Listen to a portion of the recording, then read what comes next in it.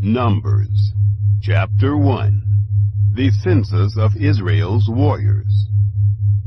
Yahweh spoke to Moses in the wilderness of Sinai, in the tent of meeting, on the first day of the second month, in the second year after they had come out of the land of Egypt, saying, Take a census of all the congregation of the children of Israel, by their families, by their fathers' houses, according to the number of the names, every male, one by one, from 20 years old and upward, all who are able to go out to war in Israel. You and Aaron shall number them by their divisions. With you there shall be a man of every tribe, every one head of his father's house. The princes of the tribes. These are the names of the men who shall stand with you. Of Reuben, Elizur, the son of Shedeur. Of Simeon, Shelumiel, the son of Zurishaddai. Of Judah, Nahshon, the son of Amminadab. Of Issachar, Nethanel, the son of Zuar. Of Zebulun, Eliab, the son of Helon. Of the children of Joseph. Of Ephraim, Elishama, the son of Ammihud. Of Manasseh, Gamaliel, the son of Pedazur.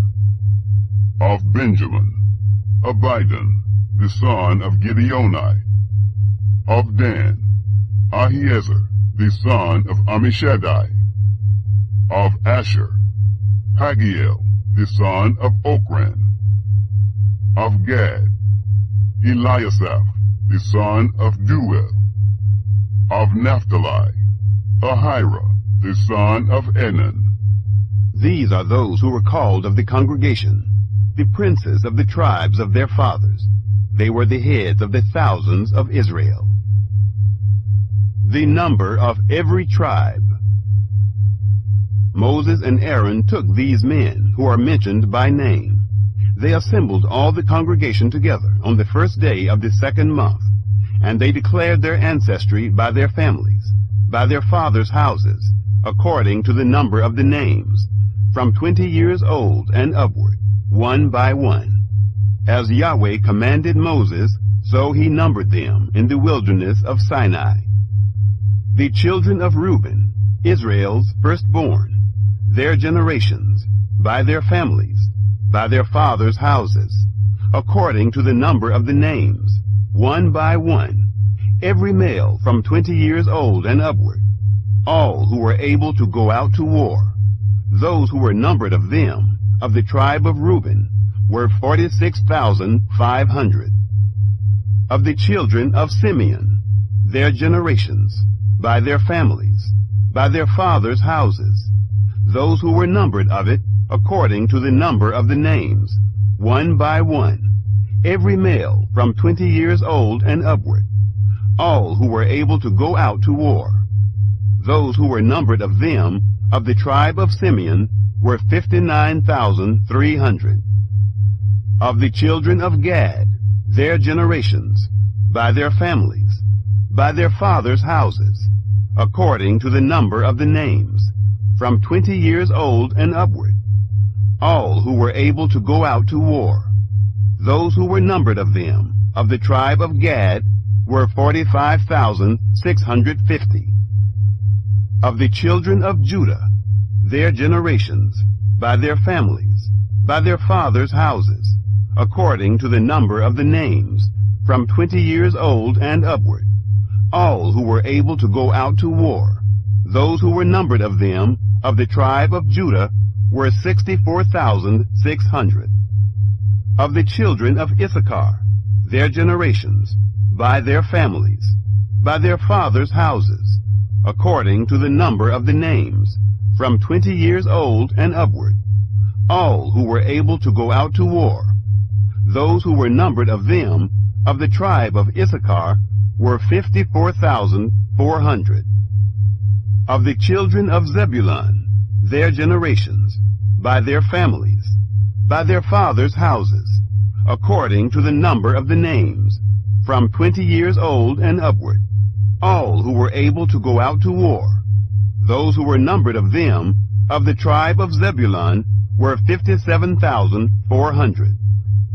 Of the children of Joseph, of the children of Ephraim, their generations, by their families, by their fathers' houses, according to the number of the names, from 20 years old and upward, all who were able to go out to war. Those who were numbered of them, of the tribe of Ephraim, were 40,500.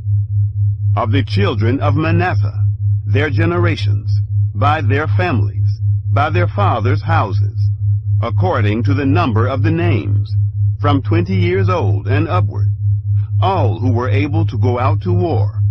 Those who were numbered of them, of the tribe of Manasseh, were 32,200.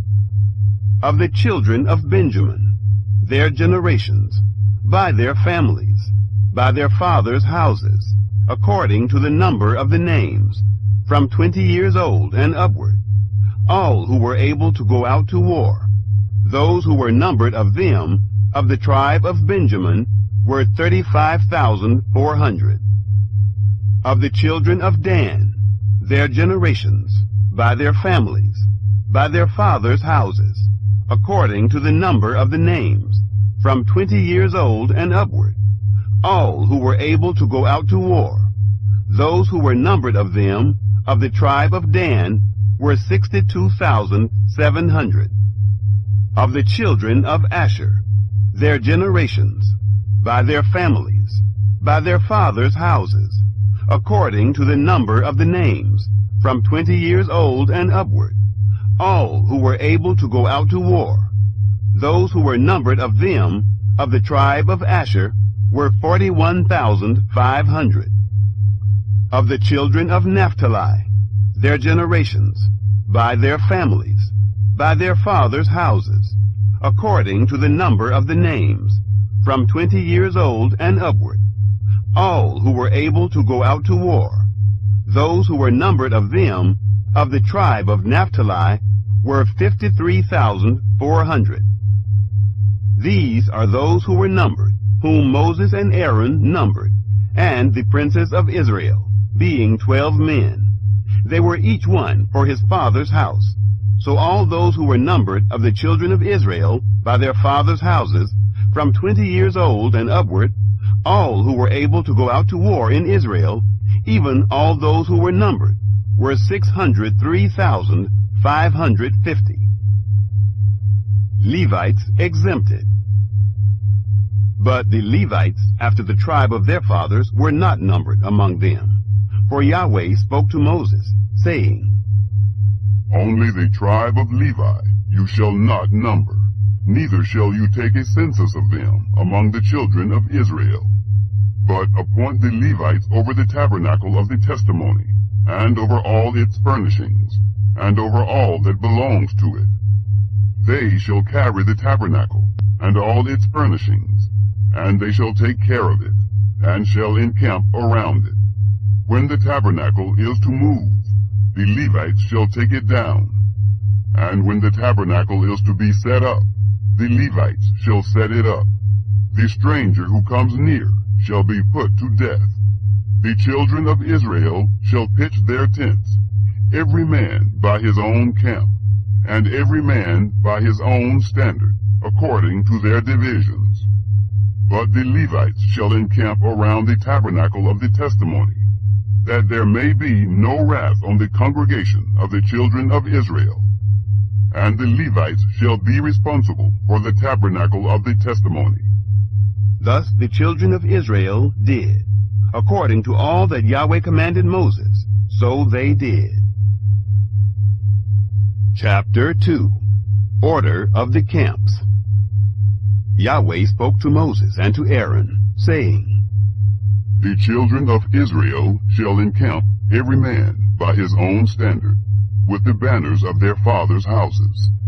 At a distance from the tent of meeting shall they encamp around it. Those who encamp on the east side toward the sunrise shall be of the standard of the camp of Judah, according to their divisions. And the prince of the children of Judah shall be Nahshon, the son of Amminadab. His division, and those who were numbered of them, were 74,600. Those who encamp next to him shall be the tribe of Issachar. And the prince of the children of Issachar shall be Nethanel, the son of Zuar.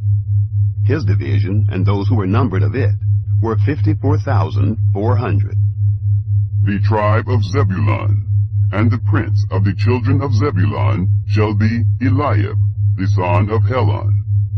His division, and those who were numbered of it, were 57,400. All who were numbered of the camp of Judah were 186,400, according to their divisions. They shall set out first. On the south side shall be the standard of the camp of Reuben, according to their divisions. The prince of the children of Reuben shall be Elizur, the son of Shedeur. His division, and those who were numbered of it, were 46,500. Those who encamp next to him shall be the tribe of Simeon. The prince of the children of Simeon shall be Shelumiel, the son of Zurishaddai. His division, and those who were numbered of them, were 59,300. The tribe of Gad, and the prince of the children of Gad shall be Eliasaph, the son of Ruel. His division, and those who were numbered of them, were 45,650. All who were numbered of the camp of Reuben were 151,450, according to their armies. They shall set out second. Then the tent of meeting shall set out, with the camp of the Levites in the midst of the camps. As they encamp, so shall they set out, every man in his place, by their standards. On the west side shall be the standard of the camp of Ephraim, according to their divisions. And the prince of the children of Ephraim shall be Elishama, the son of Ammihud. His division, and those who were numbered of them, were 40,500. Next to him shall be the tribe of Manasseh, and the prince of the children of Manasseh shall be Gamaliel, the son of Pedazur. His division, and those who were numbered of them, were 32,200. The tribe of Benjamin, and the prince of the children of Benjamin shall be Abidan, the son of Gideoni. His army, and those who were numbered of them, were 35,400. All who were numbered of the camp of Ephraim were 108,100, according to their divisions. They shall set out third. On the north side shall be the standard of the camp of Dan, according to their divisions. And the prince of the children of Dan shall be Ahiezer, the son of Ammishaddai. His division, and those who were numbered of them, were 62,700. Those who encamp next to him shall be the tribe of Asher. And the prince of the children of Asher shall be Pagiel, the son of Ochran. His division, and those who were numbered of them, were 41,500. The tribe of Naphtali, and the prince of the children of Naphtali shall be Ahira, the son of Enan. His division, and those who were numbered of them, were 53,400. All who were numbered of the camp of Dan were 157,600. They shall set out last by their standards. These are those who were numbered of the children of Israel by their fathers' houses. All who were numbered of the camps according to their armies were 603,550. But the Levites were not numbered among the children of Israel, as Yahweh commanded Moses. Thus the children of Israel did. According to all that Yahweh commanded Moses, so they encamped by their standards, and so they set out, every one by their families, according to their fathers' houses. Chapter 3. The Sons of Aaron. Now this is the history of the generations of Aaron and Moses, in the day that Yahweh spoke with Moses in Mount Sinai. These are the names of the sons of Aaron: Nadab, the firstborn, and Abihu, Eleazar, and Ithamar. These are the names of the sons of Aaron, the priests who were anointed, whom he consecrated to minister in the priest's office. Nadab and Abihu died before Yahweh, when they offered strange fire before Yahweh, in the wilderness of Sinai, and they had no children. Eleazar and Ithamar ministered in the priest's office in the presence of Aaron their father. Duties of the Levites. Yahweh spoke to Moses, saying, Bring the tribe of Levi near, and set them before Aaron the priest, that they may minister to him. They shall keep his requirements, and the requirements of the whole congregation, before the tent of meeting, to do the service of the tabernacle. They shall keep all the furnishings of the tent of meeting, and the obligations of the children of Israel, to do the service of the tabernacle. You shall give the Levites to Aaron and to his sons. They are wholly given to him, on the behalf of the children of Israel. You shall appoint Aaron and his sons, and they shall keep their priesthood. The stranger who comes near shall be put to death. Yahweh spoke to Moses, saying, Behold, I have taken the Levites from among the children of Israel, instead of all the firstborn who opened the womb among the children of Israel. And the Levites shall be mine, for all the firstborn are mine. On the day that I struck down all the firstborn in the land of Egypt, I made holy to me all the firstborn in Israel, both man and animal. They shall be mine. I am Yahweh. Registration of the Levites. Yahweh spoke to Moses in the wilderness of Sinai, saying, Count the children of Levi by their fathers' houses, by their families. You shall count every male from a month old and upward. Moses numbered them according to the word of Yahweh, as he was commanded. These were the sons of Levi by their names, Gershon, and Kohath, and Merari. These are the names of the sons of Gershon by their families, Libni and Shimei. The sons of Kohath by their families, Amram and Izhar, Hebron and Uziel. The sons of Merari by their families, Mahli and Mushai. These are the families of the Levites, according to their fathers' houses. The Gershonites. Of Gershon was the family of the Libnites, and the family of the Shimeites. These are the families of the Gershonites.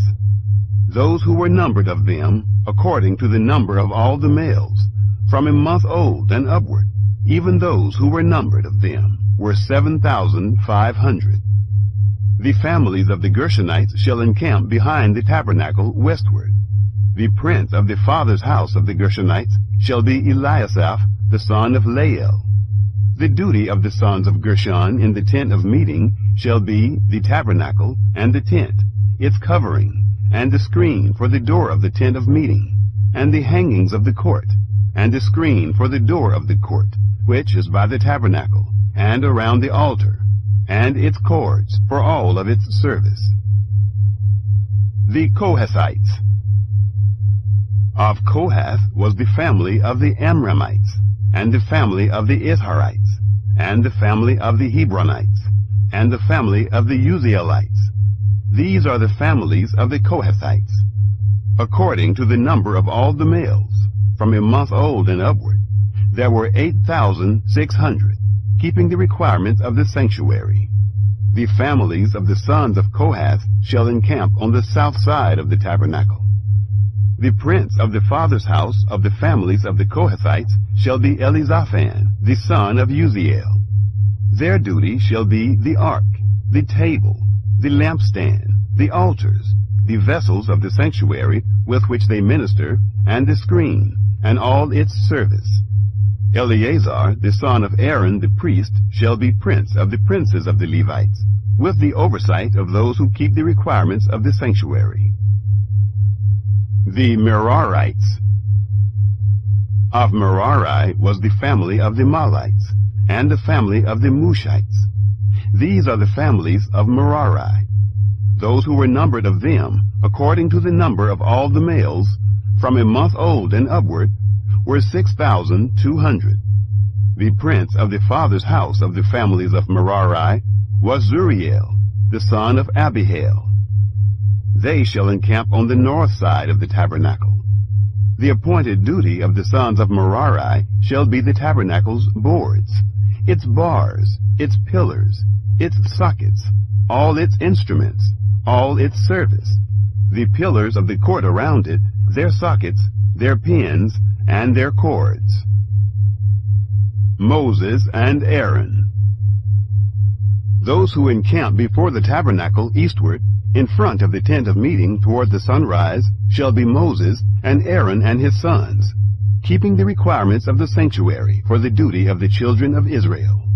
The stranger who comes near shall be put to death. All who were numbered of the Levites, whom Moses and Aaron numbered at the commandment of Yahweh, by their families, all the males from a month old and upward, were 22,000. Firstborn sons redeemed. Yahweh said to Moses, Number all the firstborn males of the children of Israel, from a month old and upward, and take the number of their names. You shall take the Levites for me. I am Yahweh, instead of all the firstborn among the children of Israel, and the livestock of the Levites instead of all the firstborn among the livestock of the children of Israel. Moses numbered, as Yahweh commanded him, all the firstborn among the children of Israel, all the firstborn males, according to the number of names, from a month old and upward, of those who were numbered of them, were 22,273.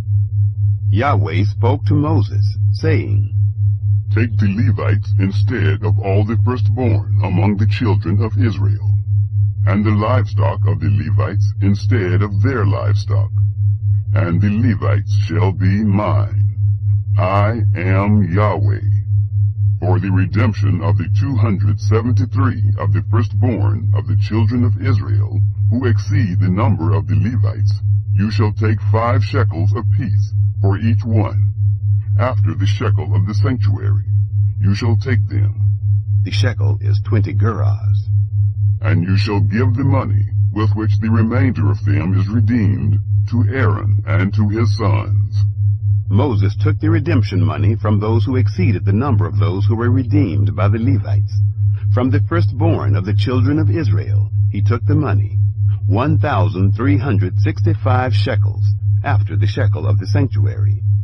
And Moses gave the redemption money to Aaron and to his sons, according to the word of Yahweh, as Yahweh commanded Moses. Chapter 4. Duties of the Kohathites.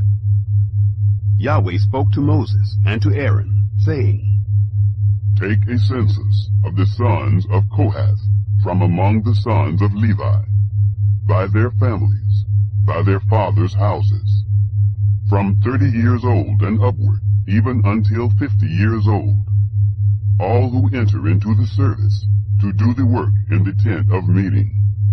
This is the service of the sons of Kohath in the tent of meeting, the most holy things.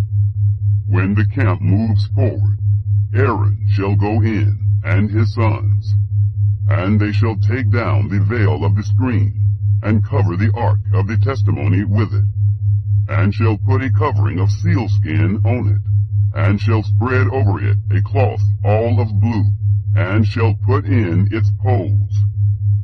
On the table of showbread they shall spread a blue cloth, and put on it the dishes, the spoons, the bowls, and the cups with which to pour out, and the continual bread shall be on it. They shall spread on them a scarlet cloth, and cover the same with a covering of sealskin, and shall put in its poles. They shall take a blue cloth, and cover the lampstand of the light, and its lamps, and its snuffers, and its snuff dishes, and all its oil vessels, with which they minister to it. They shall put it and all its vessels within a covering of sealskin, and shall put it on the frame. On the golden altar they shall spread a blue cloth, and cover it with a covering of sealskin, and shall put in its poles. They shall take all the vessels of ministry with which they minister in the sanctuary, and put them in a blue cloth, and cover them with a covering of sealskin, and shall put them on the frame. They shall take away the ashes from the altar, and spread a purple cloth on it. They shall put on it all its vessels with which they minister about it, the firepans, the flesh hooks, the shovels, and the basins, all the vessels of the altar. And they shall spread on it a covering of sealskin, and put in its poles. When Aaron and his sons have finished covering the sanctuary, and all the furniture of the sanctuary, as the camp moves forward, after that, the sons of Kohath shall come to carry it. But they shall not touch the sanctuary, lest they die. These things are the burden of the sons of Kohath in the tent of meeting. The duty of Eleazar the son of Aaron the priest shall be the oil for the light, the sweet incense, the continual meal offering, and the anointing oil, the requirements of all the tabernacle, and of all that is in it, the sanctuary and its furnishings. Yahweh spoke to Moses and to Aaron, saying, Don't cut off the tribe of the families of the Kohathites from among the Levites, but thus do to them, that they may live and not die, when they approach to the most holy things. Aaron and his sons shall go in, and appoint them everyone to his service and to his burden. But they shall not go in to see the sanctuary, even for a moment, lest they die. Duties of the Gershonites. Yahweh spoke to Moses, saying, Take a census of the sons of Gershon also, by their fathers' houses, by their families. You shall count them from 30 years old and upward, until 50 years old, all who enter in to wait on the service, to do the work in the tent of meeting. This is the service of the families of the Gershonites, in serving and in bearing burdens. They shall carry the curtains of the tabernacle, and the tent of meeting, its covering, and the covering of sealskin that is above on it, and the screen for the door of the tent of meeting, and the hangings of the court, and the screen for the door of the gate of the court, which is by the tabernacle and around the altar, and their cords, and all the instruments of their service, and whatever shall be done with them. Therein shall they serve. At the commandment of Aaron and his sons shall be all the service of the sons of the Gershonites, in all their burden, and in all their service. And you shall appoint their duty to them in all their responsibilities. This is the service of the families of the sons of the Gershonites in the tent of meeting. And their duty shall be under the hand of Ithamar, the son of Aaron the priest.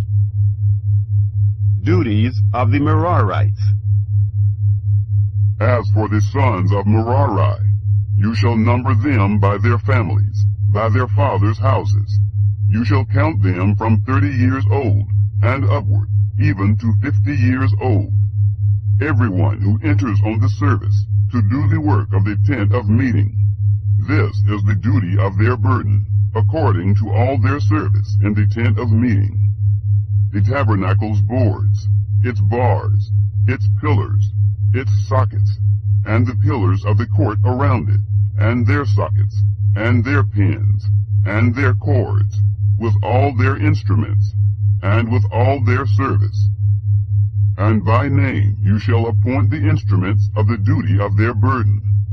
This is the service of the families of the sons of Merari, according to all their service, in the tent of meeting, under the hand of Ithamar, the son of Aaron the priest.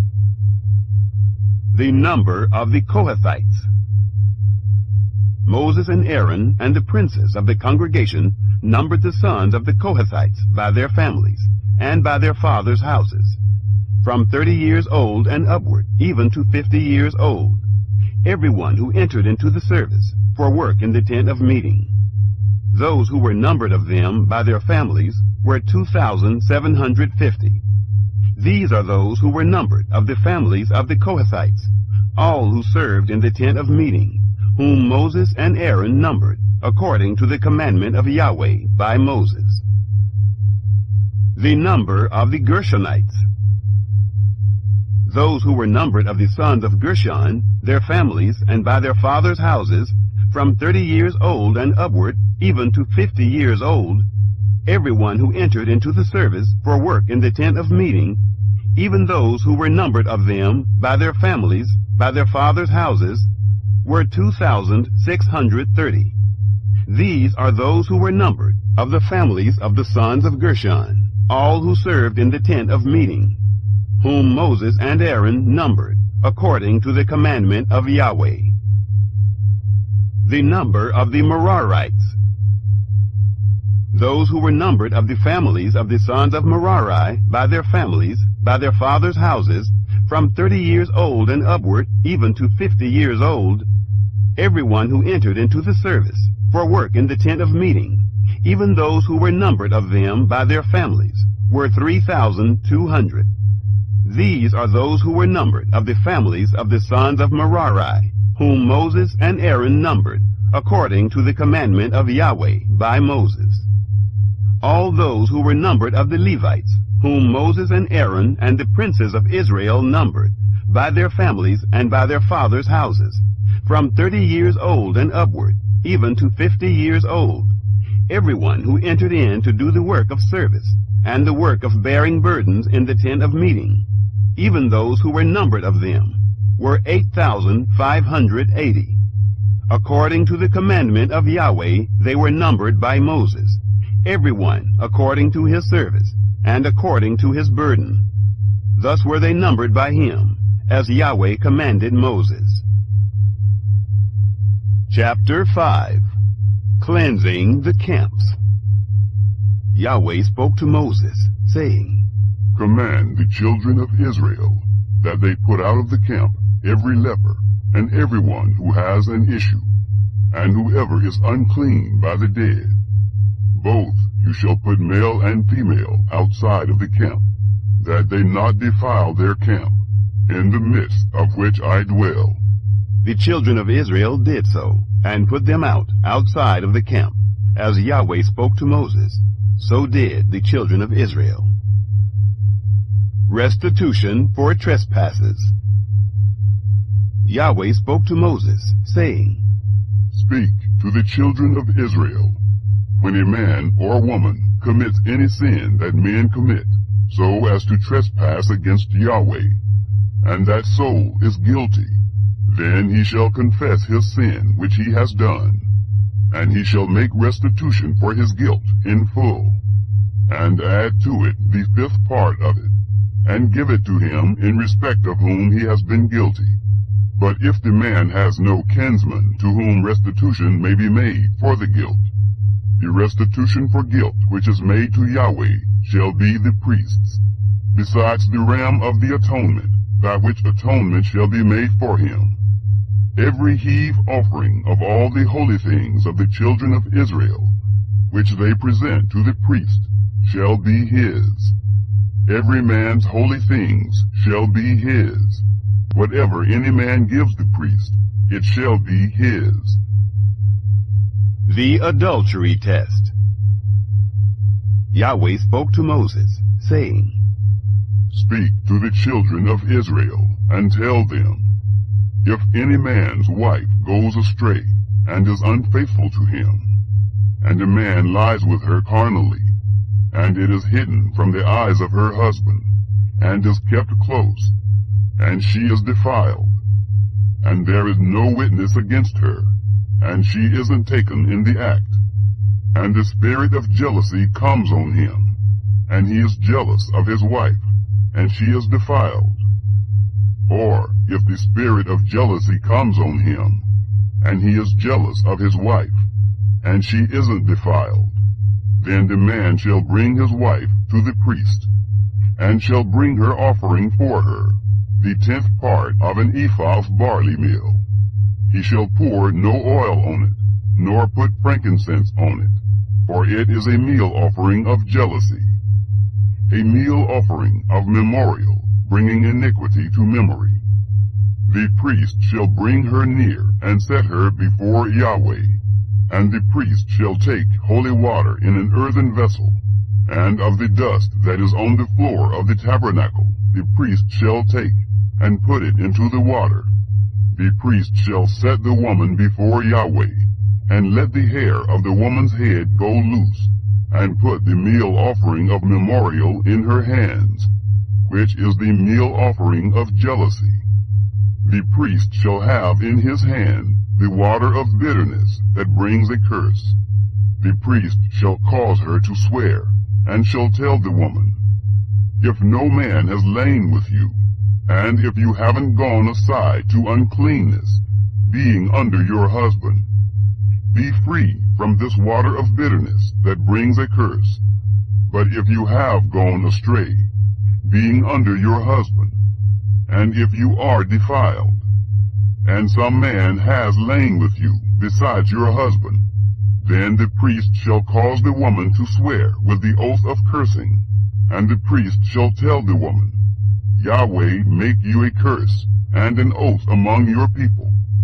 When Yahweh allows your thigh to fall away, and your body to swell, and this water that brings a curse will go into your bowels, and make your body swell, and your thigh fall away, the woman shall say, Amen, Amen. The priest shall write these curses in a book, and he shall blot them out into the water of bitterness. He shall make the woman drink the water of bitterness that causes the curse, and the water that causes the curse shall enter into her and become bitter. The priest shall take the meal offering of jealousy out of the woman's hand, and shall wave the meal offering before Yahweh, and bring it to the altar. The priest shall take a handful of the meal offering as its memorial, and burn it on the altar, and afterward shall make the woman drink the water. When he has made her drink the water, then it shall happen, if she is defiled, and has committed a trespass against her husband, that the water that causes the curse will enter into her, and become bitter, and her body will swell, and her thigh will fall away, and the woman will be a curse among her people. If the woman isn't defiled, but is clean, then she shall be free, and shall conceive seed. This is the law of jealousy, when a wife, being under her husband, goes astray and is defiled, or when the spirit of jealousy comes on a man, and he is jealous of his wife, then he shall set the woman before Yahweh, and the priest shall execute on her all this law. The man shall be free from iniquity, and that woman shall bear her iniquity. Chapter 6. The Nazirite Vow. Yahweh spoke to Moses, saying, Speak to the children of Israel, and tell them, when either man or woman shall make a special vow, the vow of a Nazirite, to separate himself to Yahweh, he shall separate himself from wine and strong drink. He shall drink no vinegar of wine, or vinegar of fermented drink, neither shall he drink any juice of grapes, nor eat fresh grapes or dried. All the days of his separation he shall eat nothing that is made of the grapevine, from the seeds even to the skins. All the days of his vow of separation no razor shall come on his head, until the days are fulfilled, in which he separates himself to Yahweh. He shall be holy. He shall let the locks of the hair of his head grow long. All the days that he separates himself to Yahweh, he shall not go near a dead body.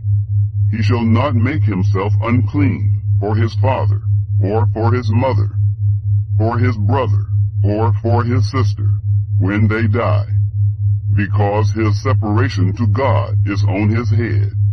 All the days of his separation he is holy to Yahweh. If any man dies very suddenly beside him, and he defiles the head of his separation, then he shall shave his head in the day of his cleansing. On the 7th day he shall shave it. On the 8th day he shall bring 2 turtle doves, or 2 young pigeons to the priest, to the door of the tent of meeting. The priest shall offer one for a sin offering, and the other for a burnt offering, and make atonement for him, because he sinned by reason of the dead, and shall make his head holy that same day. He shall separate to Yahweh the days of his separation, and shall bring a male lamb a year old for a trespass offering. But the former days shall be void, because his separation was defiled. This is the law of the Nazarite. When the days of his separation are fulfilled, he shall be brought to the door of the tent of meeting, and he shall offer his offering to Yahweh, 1 male lamb a year old without blemish for a burnt offering, and 1 ewe lamb a year old without blemish for a sin offering, and 1 ram without blemish for peace offerings, and a basket of unleavened bread, cakes of fine flour mixed with oil, and unleavened wafers anointed with oil, and their meal offering, and their drink offerings. The priest shall present them before Yahweh, and shall offer his sin offering, and his burnt offering. He shall offer the ram for a sacrifice of peace offerings to Yahweh, with the basket of unleavened bread. The priest shall offer also its meal offering, and its drink offering. The Nazarite shall shave the head of his separation at the door of the tent of meeting, and shall take the hair of the head of his separation, and put it on the fire, which is under the sacrifice of peace offerings. The priest shall take the boiled shoulder of the ram, and 1 unleavened cake out of the basket, and 1 unleavened wafer, and shall put them on the hands of the Nazarite, after he has shaved the head of his separation. And the priest shall wave them for a wave offering before Yahweh. This is holy for the priest, together with the breast that is waved, and the thigh that is offered. After that the Nazarite may drink wine. This is the law of the Nazarite who vows, and of his offering to Yahweh for his separation, besides that which he is able to get, according to his vow which he vows, so he must do, after the law of his separation. Aaron's blessing. Yahweh spoke to Moses, saying, Speak to Aaron and to his sons, saying, This is how you shall bless the children of Israel. You shall tell them, Yahweh bless you and keep you. Yahweh make his face to shine on you, and be gracious to you. Yahweh lift up his face toward you, and give you peace. So they shall put my name on the children of Israel, and I will bless them. Chapter 7. Offerings of Dedication. It happened on the day that Moses had finished setting up the tabernacle, and had anointed it and sanctified it, with all its furniture, and the altar with all its vessels, and had anointed and sanctified them, that the princes of Israel, the heads of their fathers' houses, offered. These were the princes of the tribes. These are they who were over those who were numbered, and they brought their offering before Yahweh, 6 covered wagons, and 12 oxen, a wagon for every 2 of the princes, and for each one an ox, and they presented them before the tabernacle. Yahweh spoke to Moses, saying, Accept these from them, that they may be used in doing the service of the tent of meeting. And you shall give them to the Levites, to every man according to his service. Moses took the wagons and the oxen, and gave them to the Levites. He gave 2 wagons and 4 oxen to the sons of Gershon, according to their service. And he gave 4 wagons and 8 oxen to the sons of Merari, according to their service, under the direction of Ithamar, the son of Aaron the priest. But to the sons of Kohath he gave none, because the service of the sanctuary belonged to them. They carried it on their shoulders. The princes gave offerings for the dedication of the altar in the day that it was anointed. Even the princes gave their offerings before the altar. Yahweh said to Moses, They shall offer their offering, each prince on his day, for the dedication of the altar.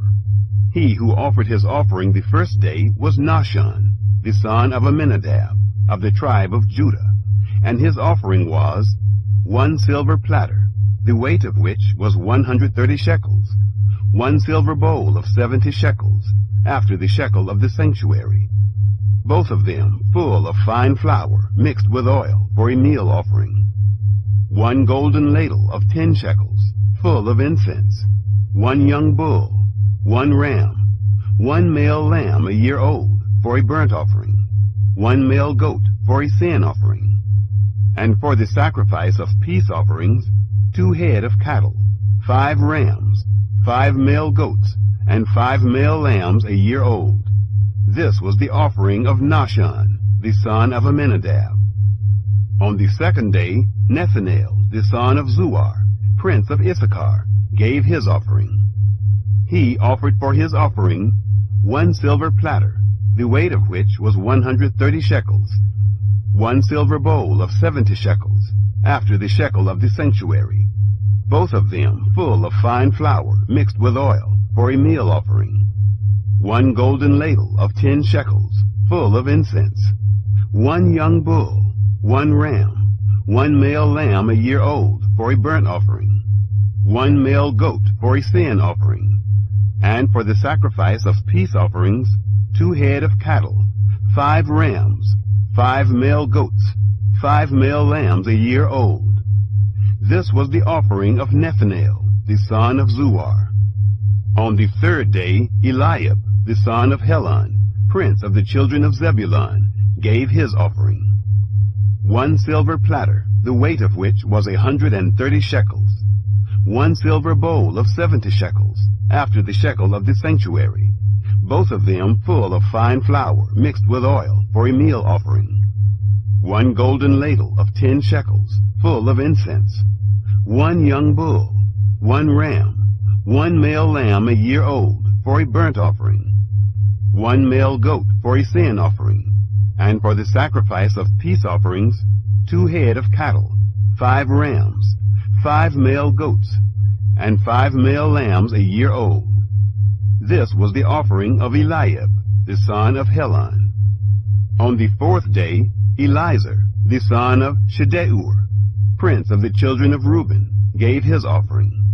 1 silver platter, the weight of which was 130 shekels, 1 silver bowl of 70 shekels, after the shekel of the sanctuary, both of them full of fine flour mixed with oil for a meal offering, 1 golden ladle of 10 shekels, full of incense, 1 young bull, 1 ram, 1 male lamb a year old for a burnt offering, 1 male goat for a sin offering, and for the sacrifice of peace offerings, 2 head of cattle, 5 rams, 5 male goats, and 5 male lambs a year old. This was the offering of Elizur, the son of Shedeur.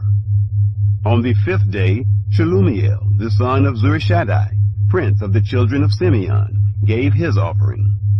1 silver platter, the weight of which was 130 shekels, 1 silver bowl of 70 shekels, after the shekel of the sanctuary, both of them full of fine flour mixed with oil for a meal offering, 1 golden ladle of 10 shekels, full of incense, 1 young bull, 1 ram, 1 male lamb a year old, for a burnt offering, 1 male goat for a sin offering, And for the sacrifice of peace offerings, 2 head of cattle, 5 rams, 5 male goats, and 5 male lambs a year old. This was the offering of Shelumiel, the son of Zurishaddai. On the 6th day, Eliasaph, the son of Deuel, prince of the children of Gad, gave his offering. 1 silver platter, the weight of which was 130 shekels. 1 silver bowl of 70 shekels, after the shekel of the sanctuary, both of them full of fine flour mixed with oil, for a meal offering. 1 golden ladle of 10 shekels, full of incense. 1 young bull, 1 ram, 1 male lamb a year old, for a burnt offering. 1 male goat for a sin offering. And for the sacrifice of peace offerings, 2 head of cattle, 5 rams, 5 male goats, and 5 male lambs a year old. This was the offering of Eliasaph, the son of Deuel. On the 7th day, Elishama, the son of Ammihud, prince of the children of Ephraim, gave his offering. 1 silver platter, the weight of which was 130 shekels. 1 silver bowl of 70 shekels, after the shekel of the sanctuary, both of them full of fine flour mixed with oil for a meal offering. 1 golden ladle of 10 shekels, full of incense. 1 young bull, 1 ram, 1 male lamb a year old, for a burnt offering. 1 male goat for a sin offering. And for the sacrifice of peace offerings, 2 head of cattle, 5 rams, 5 male goats, and 5 male lambs a year old. This was the offering of Elishama, the son of Ammihud. On the 8th day, Gamaliel, the son of Pedazur, prince of the children of Manasseh, gave his offering. 1 silver platter, the weight of which was 130 shekels. 1 silver bowl of 70 shekels, after the shekel of the sanctuary, both of them full of fine flour mixed with oil, for a meal offering. 1 golden ladle of 10 shekels, full of incense. 1 young bull, 1 ram, 1 male lamb a year old, for a burnt offering. 1 male goat for a sin offering. And for the sacrifice of peace offerings, 2 head of cattle, 5 rams, 5 male goats, and 5 male lambs a year old. This was the offering of Gamaliel, the son of Pedazur. On the 9th day, Abidan, the son of Gideoni, prince of the children of Benjamin, gave his offering. 1 silver platter, the weight of which was 130 shekels. 1 silver bowl of 70 shekels, after the shekel of the sanctuary, both of them full of fine flour mixed with oil, for a meal offering. 1 golden ladle of 10 shekels, full of incense. 1 young bull, 1 ram, 1 male lamb a year old, for a burnt offering. 1 male goat for a sin offering. And for the sacrifice of peace offerings, 2 head of cattle, 5 rams, 5 male goats, and 5 male lambs a year old. This was the offering of Abidan, the son of Gideoni. On the 10th day, Ahiezer, the son of Ammishaddai, prince of the children of Dan, gave his offering. 1 silver platter, the weight of which was 130 shekels. 1 silver bowl of 70 shekels, after the shekel of the sanctuary, both of them full of fine flour mixed with oil, for a meal offering. 1 golden ladle of 10 shekels, full of incense. 1 young bull, 1 ram, 1 male lamb a year old, for a burnt offering. 1 male goat for a sin offering. And for the sacrifice of peace offerings, 2 head of cattle, 5 rams, 5 male goats, and 5 male lambs a year old. This was the offering of Ahiezer, the son of Ammishaddai. On the 11th day, Pagiel, the son of Ochran, prince of the children of Asher, gave his offering. 1 silver platter, the weight of which was 130 shekels. 1 silver bowl of 70 shekels, after the shekel of the sanctuary, both of them full of fine flour mixed with oil, for a meal offering. 1 golden ladle of 10 shekels, full of incense. 1 young bull, 1 ram, 1 male lamb a year old, for a burnt offering. 1 male goat for a sin offering, and for the sacrifice of peace offerings, 2 head of cattle, 5 rams, 5 male goats, and 5 male lambs a year old. This was the offering of Pagiel, the son of Ochran. On the 12th day, Ahira, the son of Enan, prince of the children of Naphtali, gave his offering. 1 silver platter, the weight of which was 130 shekels, 1 silver bowl of 70 shekels, after the shekel of the sanctuary, both of them full of fine flour, mixed with oil, for a meal offering. 1 golden spoon of 10 shekels, full of incense. 1 young bull, 1 ram, 1 male lamb a year old, for a burnt offering. 1 male goat for a sin offering.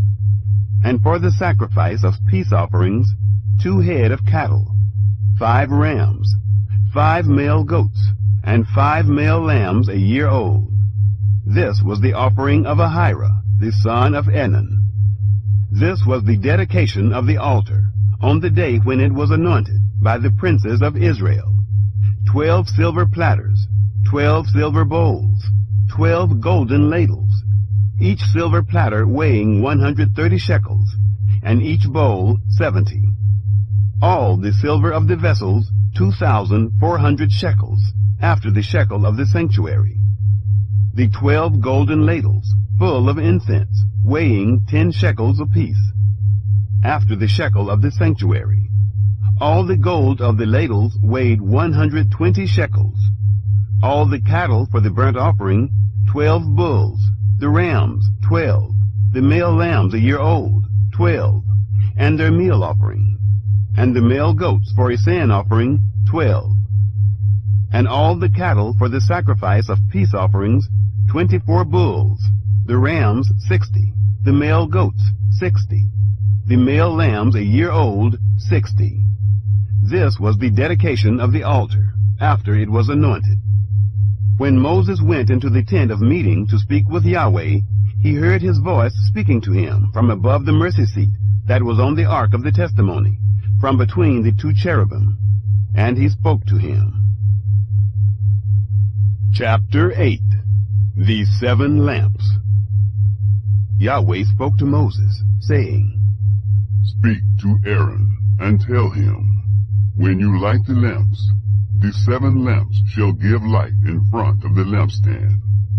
Aaron did so. He lit its lamps to light the area in front of the lampstand, as Yahweh commanded Moses. This was the workmanship of the lampstand, beaten work of gold. From its base to its flowers, it was beaten work, according to the pattern which Yahweh had shown Moses. So he made the lampstand. Cleansing the Levites. Yahweh spoke to Moses, saying, Take the Levites from among the children of Israel, and cleanse them. You shall do this to them, to cleanse them. Sprinkle the water of cleansing on them. Let them shave their whole bodies with a razor, and let them wash their clothes, and cleanse themselves. Then let them take a young bull, and its meal offering, fine flour mixed with oil, and another young bull you shall take for a sin offering. You shall present the Levites before the tent of meeting. You shall assemble the whole congregation of the children of Israel. You shall present the Levites before Yahweh. The children of Israel shall lay their hands on the Levites, and Aaron shall offer the Levites before Yahweh for a wave offering on the behalf of the children of Israel, that it may be theirs to do the service of Yahweh.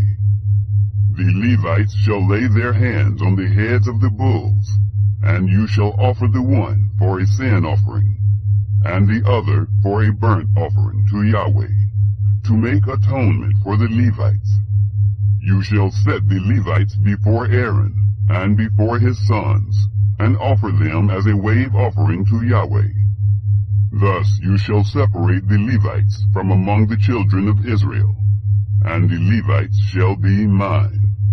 After that, the Levites shall go in to do the service of the tent of meeting, and you shall cleanse them, and offer them as a wave offering. For they are wholly given to me from among the children of Israel, instead of all who open the womb, even the firstborn of all the children of Israel. I have taken them to me. For all the firstborn among the children of Israel are mine, both man and animal. On the day that I struck all the firstborn in the land of Egypt, I sanctified them for myself. I have taken the Levites instead of all the firstborn among the children of Israel.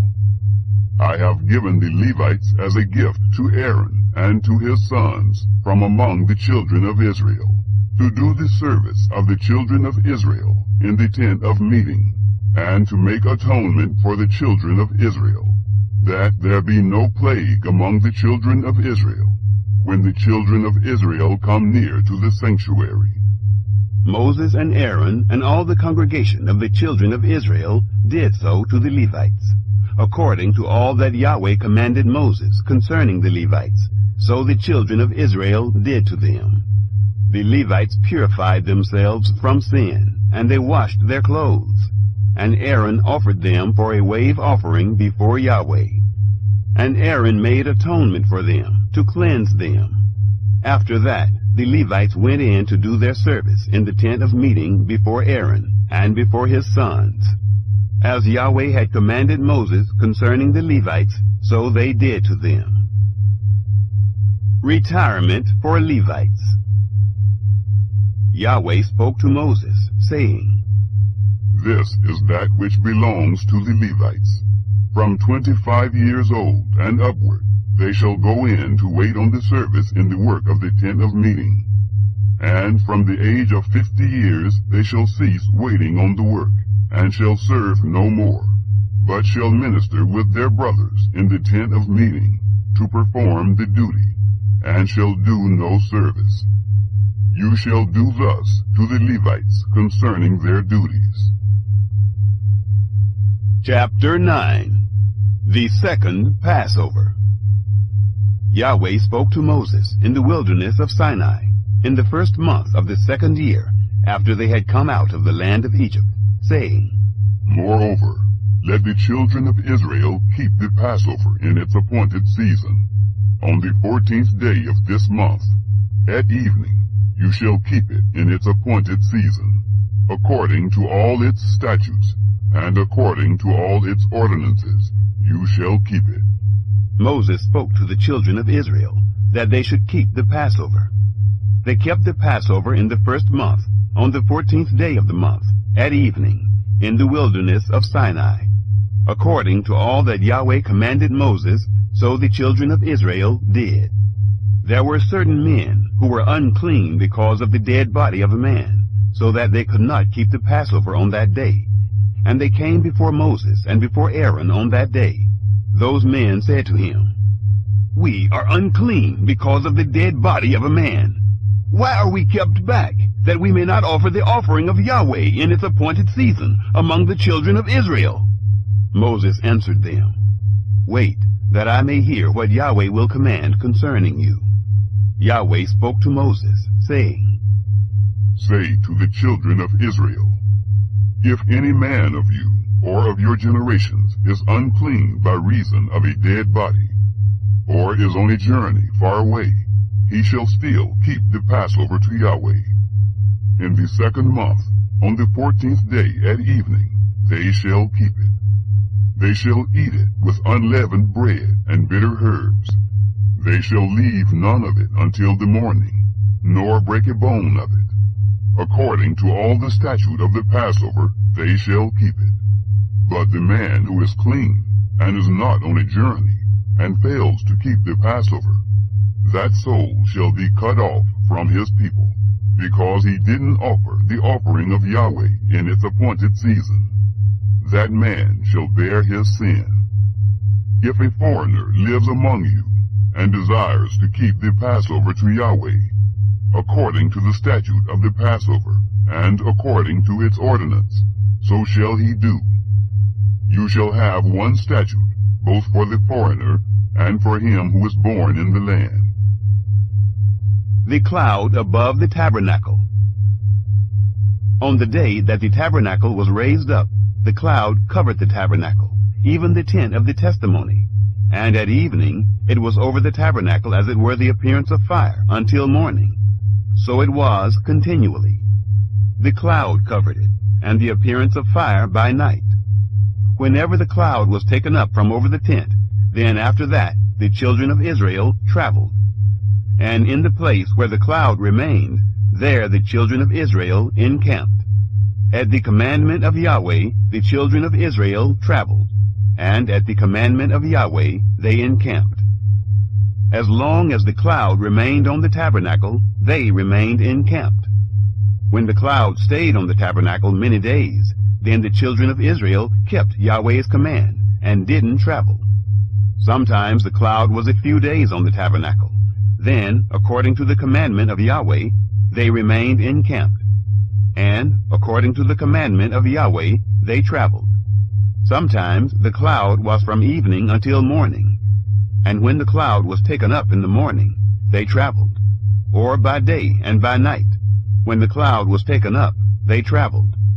Whether it was 2 days, or a month, or a year, that the cloud stayed on the tabernacle, remaining on it, the children of Israel remained encamped and didn't travel. But when it was taken up, they traveled. At the commandment of Yahweh they encamped, and at the commandment of Yahweh they traveled. They kept Yahweh's command, at the commandment of Yahweh by Moses. Chapter 10. The 2 silver trumpets. Yahweh spoke to Moses, saying, Make 2 trumpets of silver. You shall make them of beaten work. You shall use them for the calling of the congregation, and for the journeying of the camps. When they blow them, all the congregation shall gather themselves to you at the door of the tent of meeting. If they blow just one, then the princes, the heads of the thousands of Israel, shall gather themselves to you. When you blow an alarm, the camps that lie on the east side shall go forward. When you blow an alarm the second time, the camps that lie on the south side shall go forward. They shall blow an alarm for their journeys. But when the assembly is to be gathered together, you shall blow, but you shall not sound an alarm. The sons of Aaron, the priests, shall blow the trumpets. This shall be to you for a statute forever, throughout your generations. When you go to war in your land against the adversary who oppresses you, then you shall sound an alarm with the trumpets. Then you will be remembered before Yahweh your God, and you will be saved from your enemies. Also in the day of your gladness, and in your set feasts, and in the beginnings of your months, you shall blow the trumpets over your burnt offerings, and over the sacrifices of your peace offerings, and they shall be to you for a memorial before your God. I am Yahweh your God. Moving from Sinai to Paran. It happened in the 2nd year, in the 2nd month, on the 20th day of the month, that the cloud was taken up from over the tabernacle of the testimony. The children of Israel went forward according to their journeys out of the wilderness of Sinai, and the cloud stayed in the wilderness of Paran. They first went forward according to the commandments of Yahweh by Moses. First, the standard of the camp of the children of Judah went forward according to their armies. Nahshon, the son of Amminadab, was over his army. Nethanel, the son of Zuar, was over the army of the tribe of the children of Issachar. Eliab, the son of Helon, was over the army of the tribe of the children of Zebulun.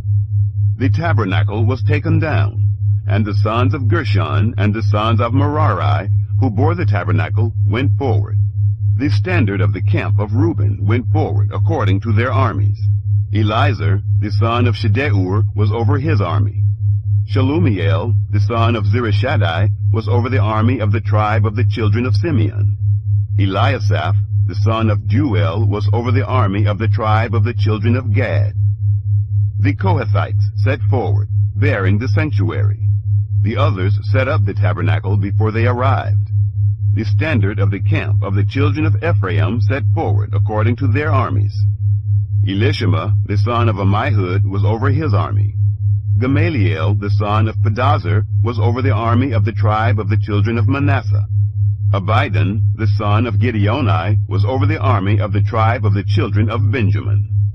The standard of the camp of the children of Dan, which was the rear guard of all the camps, set forward according to their armies. Ahiezer, the son of Ammishaddai, was over his army. Pagiel, the son of Ochran, was over the army of the tribe of the children of Asher. Ahira, the son of Enan, was over the army of the tribe of the children of Naphtali. Thus were the travels of the children of Israel, according to their armies. And they went forward. Moses said to Hobab, the son of Reuel, the Midianite, Moses' father-in-law, "We are journeying to the place of which Yahweh said, 'I will give it to you.' Come with us, and we will treat you well. For Yahweh has spoken good concerning Israel." He said to him, "I will not go, but I will depart to my own land and to my relatives." He said, "Don't leave us, please, because you know how we are to encamp in the wilderness, and you can be our eyes. It shall be, if you go with us, yes, it shall be that whatever good Yahweh does to us, we will do the same to you." They set forward from the mount of Yahweh 3 days' journey. The ark of the covenant of Yahweh went before them 3 days' journey, to seek out a resting place for them. The cloud of Yahweh was over them by day, when they set forward from the camp. It happened, when the ark went forward, that Moses said, "Rise up, Yahweh, and let your enemies be scattered. Let those who hate you flee before you." When it rested, he said, "Return, Yahweh, to the 10,000s of the thousands of Israel." Chapter 11. The people complain. The people were complaining in the ears of Yahweh. When Yahweh heard it, his anger was kindled, and Yahweh's fire burnt among them, and consumed some of the outskirts of the camp. The people cried to Moses, and Moses prayed to Yahweh, and the fire abated. The name of that place was called Taberah, because Yahweh's fire burnt among them. The mixed multitude that was among them lusted exceedingly, and the children of Israel also wept again, and said, "Who will give us flesh to eat? We remember the fish which we ate in Egypt for nothing, the cucumbers, and the melons, and the leeks, and the onions, and the garlic. But now we have lost our appetite. There's nothing at all except this manna to look at." The manna was like coriander seed, and its appearance like the appearance of bdellium. The people went around, gathered it, and ground it in mills, or beat it in mortars, and boiled it in pots, and made cakes of it. Its taste was like the taste of fresh oil. When the dew fell on the camp in the night, the manna fell on it. The complaint of Moses. Moses heard the people weeping throughout their families, every man at the door of his tent, and the anger of Yahweh was kindled greatly, and Moses was displeased. Moses said to Yahweh, "Why have you treated your servant so badly? Why haven't I found favor in your sight, that you lay the burden of all this people on me? Have I conceived all this people? Have I brought them forth, that you should tell me, 'Carry them in your bosom, as a nurse carries a nursing infant, to the land which you swore to their fathers?' Where could I get meat to give to all this people? For they weep to me, saying, 'Give us meat, that we may eat.' I am not able to bear all this people alone, because it is too heavy for me. If you treat me this way, please kill me right now, if I have found favor in your sight, and don't let me see my wretchedness." 70 elders to help Moses. Yahweh said to Moses, "Gather to me 70 men of the elders of Israel, whom you know to be the elders of the people, and officers over them, and bring them to the tent of meeting, that they may stand there with you. I will come down and talk with you there. I will take of the Spirit which is on you, and will put it on them, and they shall bear the burden of the people with you, that you not bear it yourself alone." The people receive meat for a month. Say to the people, sanctify yourselves against tomorrow, and you will eat flesh. For you have wept in the ears of Yahweh, saying, who will give us flesh to eat? For it was well with us in Egypt. Therefore Yahweh will give you flesh, and you will eat. You will not eat 1 day, nor 2 days, nor 5 days, neither 10 days, nor 20 days, but a whole month, until it come out at your nostrils, and it is loathsome to you, because that you have rejected Yahweh who is among you, and have wept before him, saying, why did we come out of Egypt? Moses' faith staggered. Moses said, the people among whom I am are 600,000 men on foot, and you have said, I will give them flesh, that they may eat a whole month. Shall flocks and herds be slaughtered for them, to be sufficient for them? Shall all the fish of the sea be gathered together for them, to be sufficient for them? Yahweh said to Moses, has Yahweh's hand grown short? Now you will see whether my word will happen to you or not. Moses went out and told the people the words of Yahweh. And he gathered 70 men of the elders of the people, and set them around the tent. Yahweh came down in the cloud, and spoke to him, and took of the Spirit that was on him, and put it on the 70 elders. And it happened that when the Spirit rested on them, they prophesied, but they did so no more. But 2 men remained in the camp. The name of one was Eldad, and the name of the other Medad. And the Spirit rested on them. And they were of those who were written, but had not gone out to the tent. And they prophesied in the camp. A young man ran and told Moses, and said, Eldad and Medad are prophesying in the camp. Joshua the son of Nun, the servant of Moses, one of his chosen men, answered, My lord Moses, forbid them. Moses said to him, Are you jealous for my sake? I wish that all Yahweh's people were prophets, that Yahweh would put his Spirit on them. Moses went into the camp, he and the elders of Israel. The quail and the plague. A wind from Yahweh went out and brought quails from the sea, and let them fall by the camp, about a day's journey on this side, and a day's journey on the other side, around the camp, and about 2 cubits above the surface of the earth. The people rose up all that day, and all the night, and all the next day, and gathered the quails. He who gathered least gathered 10 homers, and they spread them all abroad for themselves around the camp.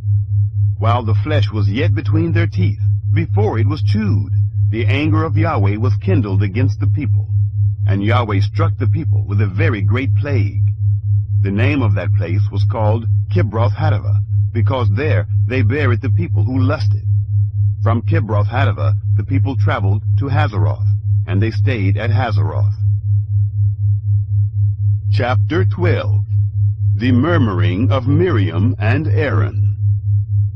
Miriam and Aaron spoke against Moses because of the Cushite woman whom he had married, for he had married a Cushite woman. They said, Has Yahweh indeed spoken only with Moses? Hasn't he spoken also with us? And Yahweh heard it. Now the man Moses was very humble, above all the men who were on the surface of the earth. Yahweh spoke suddenly to Moses, to Aaron, and to Miriam. You 3 come out to the tent of meeting. The 3 of them came out. Yahweh came down in a pillar of cloud, and stood at the door of the tent, and called Aaron and Miriam, and they both came forward. He said, Hear now my words. If there is a prophet among you, I, Yahweh, will make myself known to him in a vision. I will speak with him in a dream. My servant Moses is not so. He is faithful in all my house. With him I will speak mouth to mouth, even plainly, and not in riddles. And he shall see Yahweh's form. Why then were you not afraid to speak against my servant, against Moses? The anger of Yahweh was kindled against them, and he departed. The cloud departed from over the tent, and behold, Miriam was leprous, as white as snow. Aaron looked at Miriam, and behold, she was leprous. Aaron said to Moses, "O my Lord, please don't count this sin against us, in which we have done foolishly, and in which we have sinned. Let her not, I pray, be as one dead, of whom the flesh is half consumed when he comes out of his mother's womb." Moses cried to Yahweh, saying, "Heal her, God, I beg you." Yahweh said to Moses, "If her father had but spit in her face, shouldn't she be ashamed 7 days? Let her be shut up outside of the camp 7 days, and after that she shall be brought in again." Miriam was shut up outside of the camp 7 days, and the people didn't travel until Miriam was brought in again. Afterward, the people traveled from Hazeroth and encamped in the wilderness of Paran. Chapter 13. Spies sent to Canaan. Yahweh spoke to Moses, saying, "Send men, that they may spy out the land of Canaan, which I give to the children of Israel. Of every tribe of their fathers you shall send a man, every one a prince among them."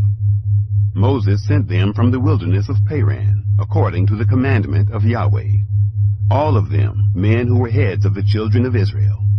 These were their names: of the tribe of Reuben, Shammua, the son of Zaccur; of the tribe of Simeon, Shaphat, the son of Hori; of the tribe of Judah, Caleb, the son of Jephunneh; of the tribe of Issachar, Igal, the son of Joseph; of the tribe of Ephraim, Hoshea, the son of Nun; of the tribe of Benjamin, Palti, the son of Raphu; of the tribe of Zebulun, Gadiel, the son of Sodai; of the tribe of Joseph, namely, of the tribe of Manasseh, Gadai, the son of Susai; of the tribe of Dan, Amiel, the son of Gemali; of the tribe of Asher, Sethur, the son of Michael; of the tribe of Naphtali, Nabai, the son of Vophsi; of the tribe of Gad, Guel, the son of Machai. These are the names of the men whom Moses sent to spy out the land. Moses called Hoshea, the son of Nun, Joshua. Instructions to the spies. Moses sent them to spy out the land of Canaan, and said to them, "Go up this way by the south, and go up into the hill country, and see the land, what it is, and the people who dwell therein, whether they are strong or weak, whether they are few or many, and what the land is that they dwell in, whether it is good or bad, and what cities they are that they dwell in, whether in camps or in strongholds, and what the land is, whether it is fat or lean, whether there is wood therein or not. Be courageous, and bring of the fruit of the land." Now the time was the time of the first ripe grapes. The spies explore Canaan. So they went up and spied out the land from the wilderness of Zin to Rehob, to the entrance of Hamath. They went up by the south, and came to Hebron. And Ahiman, Sheshai, and Talmai, the children of Anak, were there. Now Hebron was built 7 years before Zoan in Egypt. They came to the valley of Eshcol, and cut down from there a branch with one cluster of grapes, and they bore it on a staff between two. They brought also of the pomegranates and of the figs. That place was called the valley of Eshcol, because of the cluster which the children of Israel cut down from there. The reports of the spies. They returned from spying out the land at the end of 40 days. They went and came to Moses and to Aaron and to all the congregation of the children of Israel, to the wilderness of Paran, to Kadesh, and brought back word to them and to all the congregation, and showed them the fruit of the land. They told him and said, "We came to the land where you sent us. and surely it flows with milk and honey, and this is its fruit. However, the people who dwell in the land are strong, and the cities are fortified and very great. And moreover, we saw the children of Anak there. Amalek dwells in the land of the south, and the Hittite, and the Jebusite, and the Amorite dwell in the hill country. And the Canaanite dwells by the sea, and along by the side of the Jordan.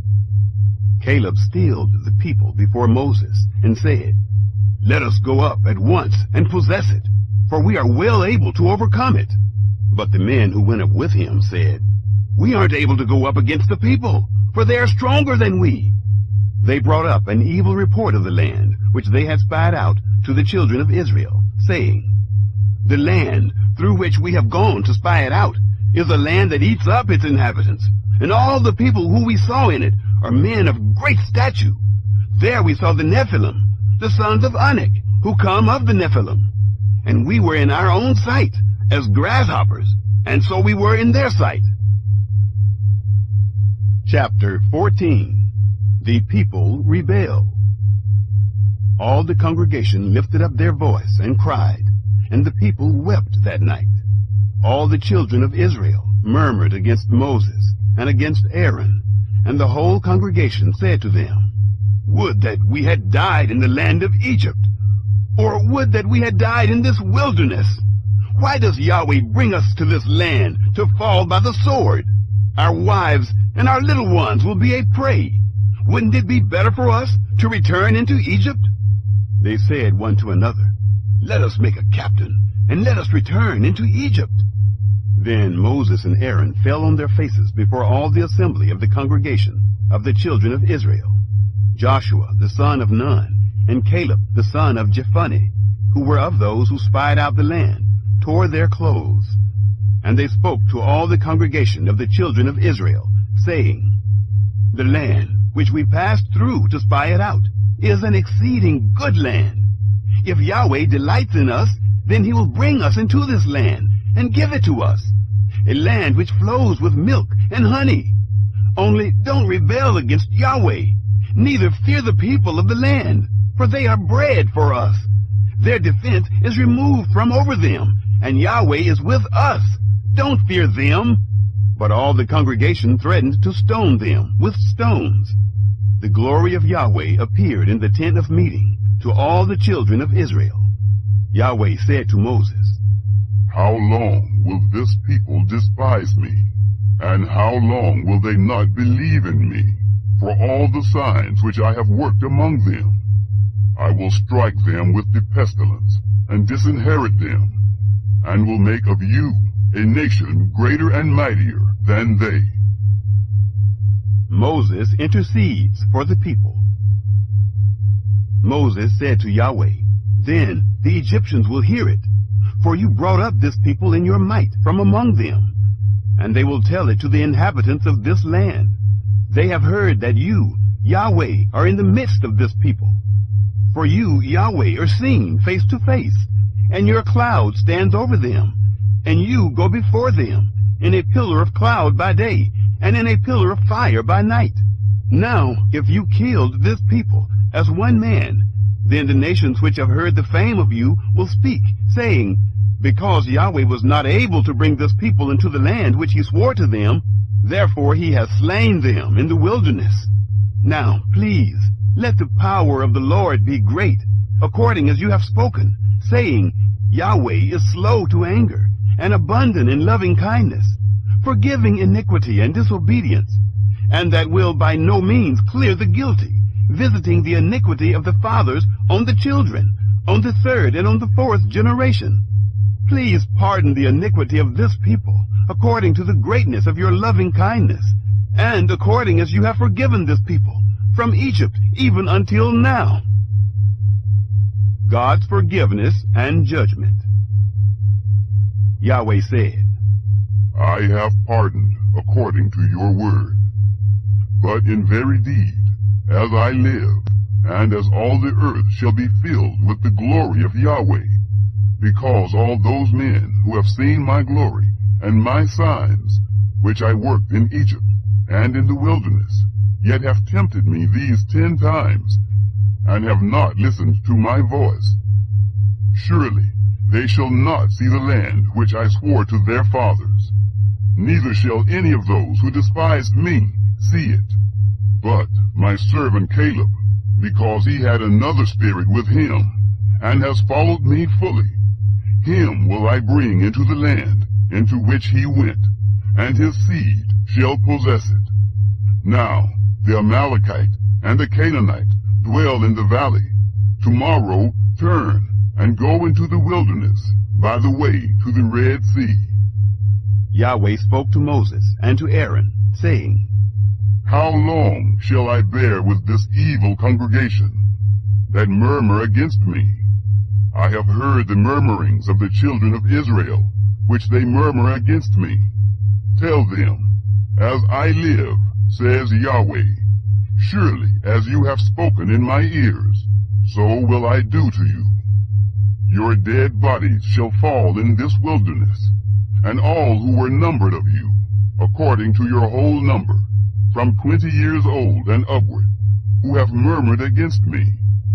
Surely you shall not come into the land, concerning which I swore that I would make you dwell therein, except Caleb the son of Jephunneh, and Joshua the son of Nun. But your little ones, that you said should be a prey, them will I bring in, and they shall know the land which you have rejected. But as for you, your dead bodies shall fall in this wilderness. Your children shall be wanderers in the wilderness 40 years, and shall bear your prostitution, until your dead bodies be consumed in the wilderness, after the number of the days in which you spied out the land, even 40 days. For every day, a year, you will bear your iniquities, even 40 years, and you will know my alienation. I, Yahweh, have spoken. Surely this will I do to all this evil congregation, who are gathered together against me. In this wilderness they shall be consumed, and there they shall die. The plague on the 10 spies. The men whom Moses sent to spy out the land, who returned, and made all the congregation to murmur against him by bringing up an evil report against the land, even those men who did bring up an evil report of the land, died by the plague before Yahweh. But Joshua, the son of Nun, and Caleb, the son of Jephunneh, remained alive of those men who went to spy out the land. Moses told these words to all the children of Israel, and the people mourned greatly. Defeat by Amalekites and Canaanites. They rose up early in the morning and went up to the top of the mountain, saying, Behold, we are here, and will go up to the place which Yahweh has promised, for we have sinned. Moses said, Why now do you disobey the commandment of Yahweh, since it shall not prosper? Don't go up, for Yahweh isn't among you, that you not be struck down before your enemies. For there the Amalekite and the Canaanite are before you, and you shall fall by the sword, because you are turned back from following Yahweh. Therefore Yahweh will not be with you. But they presumed to go up to the top of the mountain. Nevertheless, the ark of the covenant of Yahweh and Moses didn't depart out of the camp. Then the Amalekite came down, and the Canaanite who lived in that mountain, and struck them and beat them down, even to Hormah. Chapter 15. Laws about sacrifices. Yahweh spoke to Moses, saying, Speak to the children of Israel, and tell them, When you have come into the land of your habitations, which I give to you, and will make an offering by fire to Yahweh, a burnt offering or a sacrifice, to accomplish a vow, or as a freewill offering, or in your set feasts, to make a pleasant aroma to Yahweh, of the herd or of the flock, then he who offers his offering shall offer to Yahweh a meal offering of a 10th part of an ephah of fine flour, mixed with the 4th part of a hin of oil, and wine for the drink offering. The 4th part of a hin you shall prepare with the burnt offering, or for the sacrifice, for each lamb, or for a ram.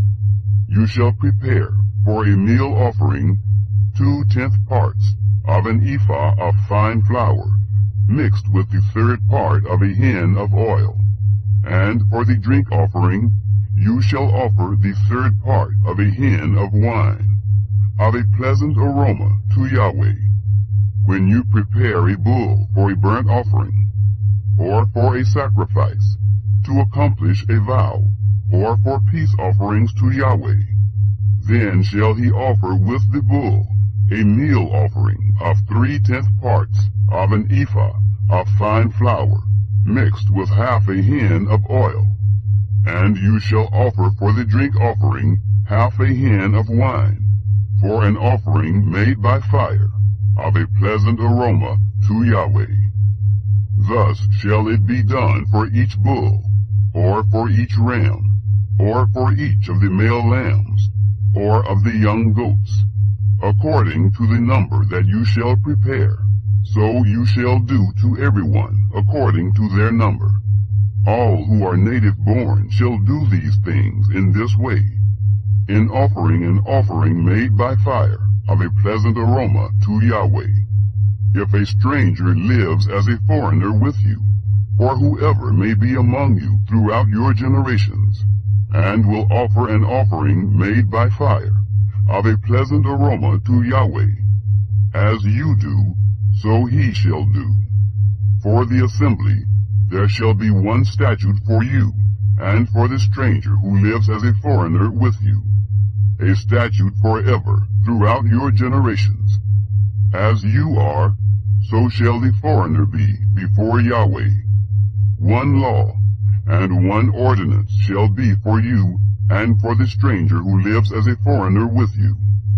Yahweh spoke to Moses, saying, Speak to the children of Israel, and tell them, when you come into the land where I bring you, then it shall be that when you eat of the bread of the land, you shall offer up a wave offering to Yahweh.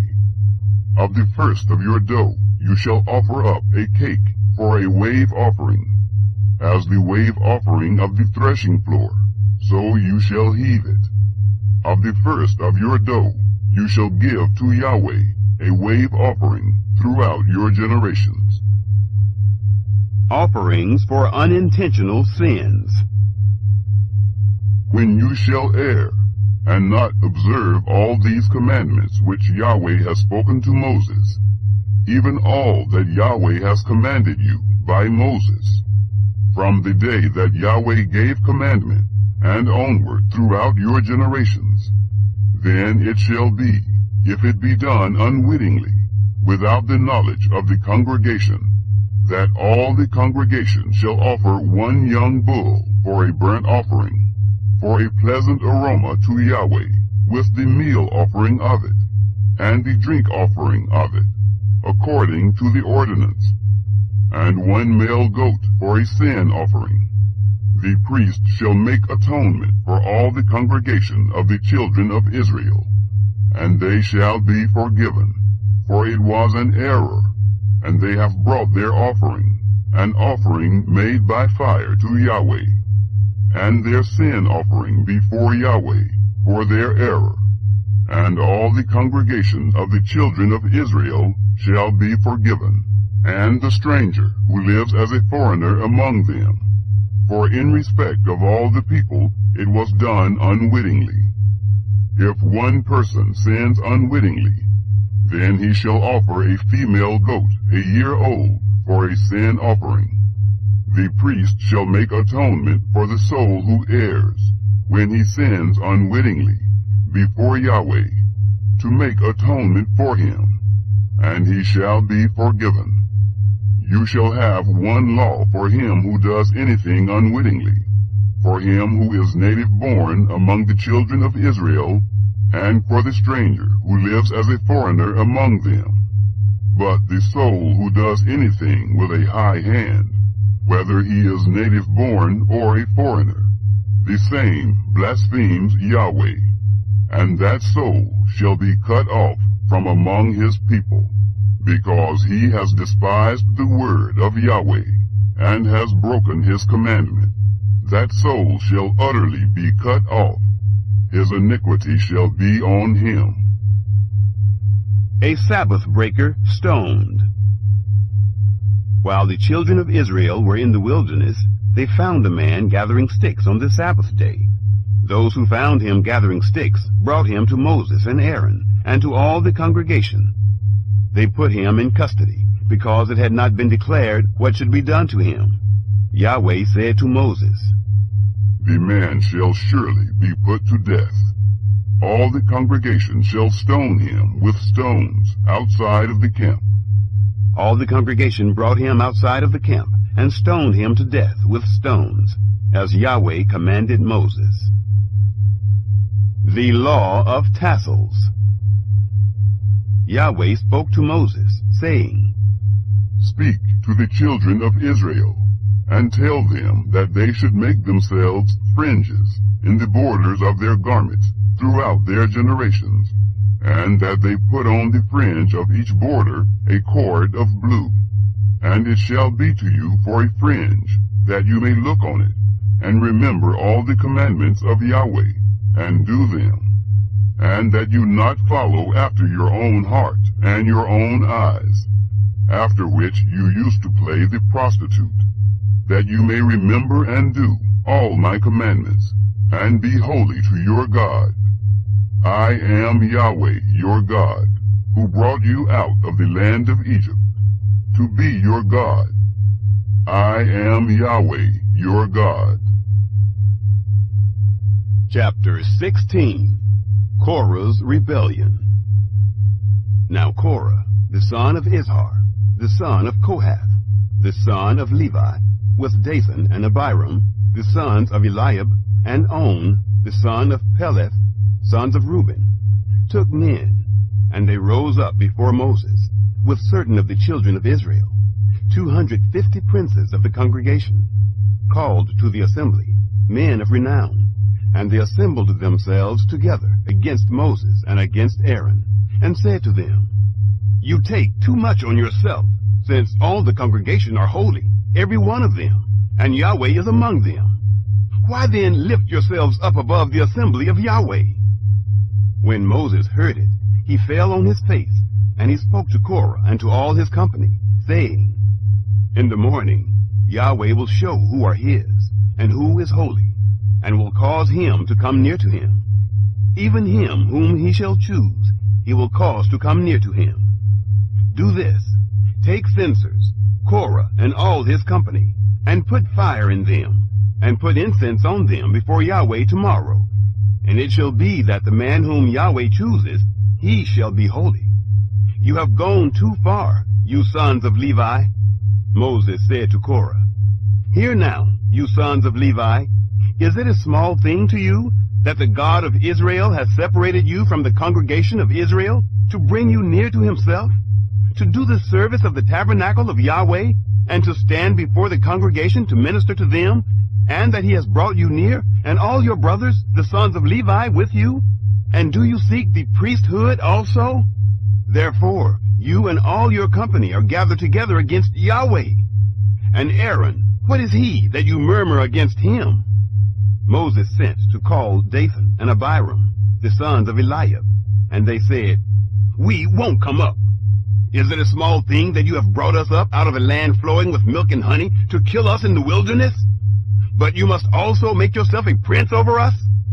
Moreover, you haven't brought us into a land flowing with milk and honey, nor given us inheritance of fields and vineyards. Will you put out the eyes of these men? We won't come up. Moses was very angry, and said to Yahweh, Don't respect their offering. I have not taken one donkey from them, neither have I hurt one of them.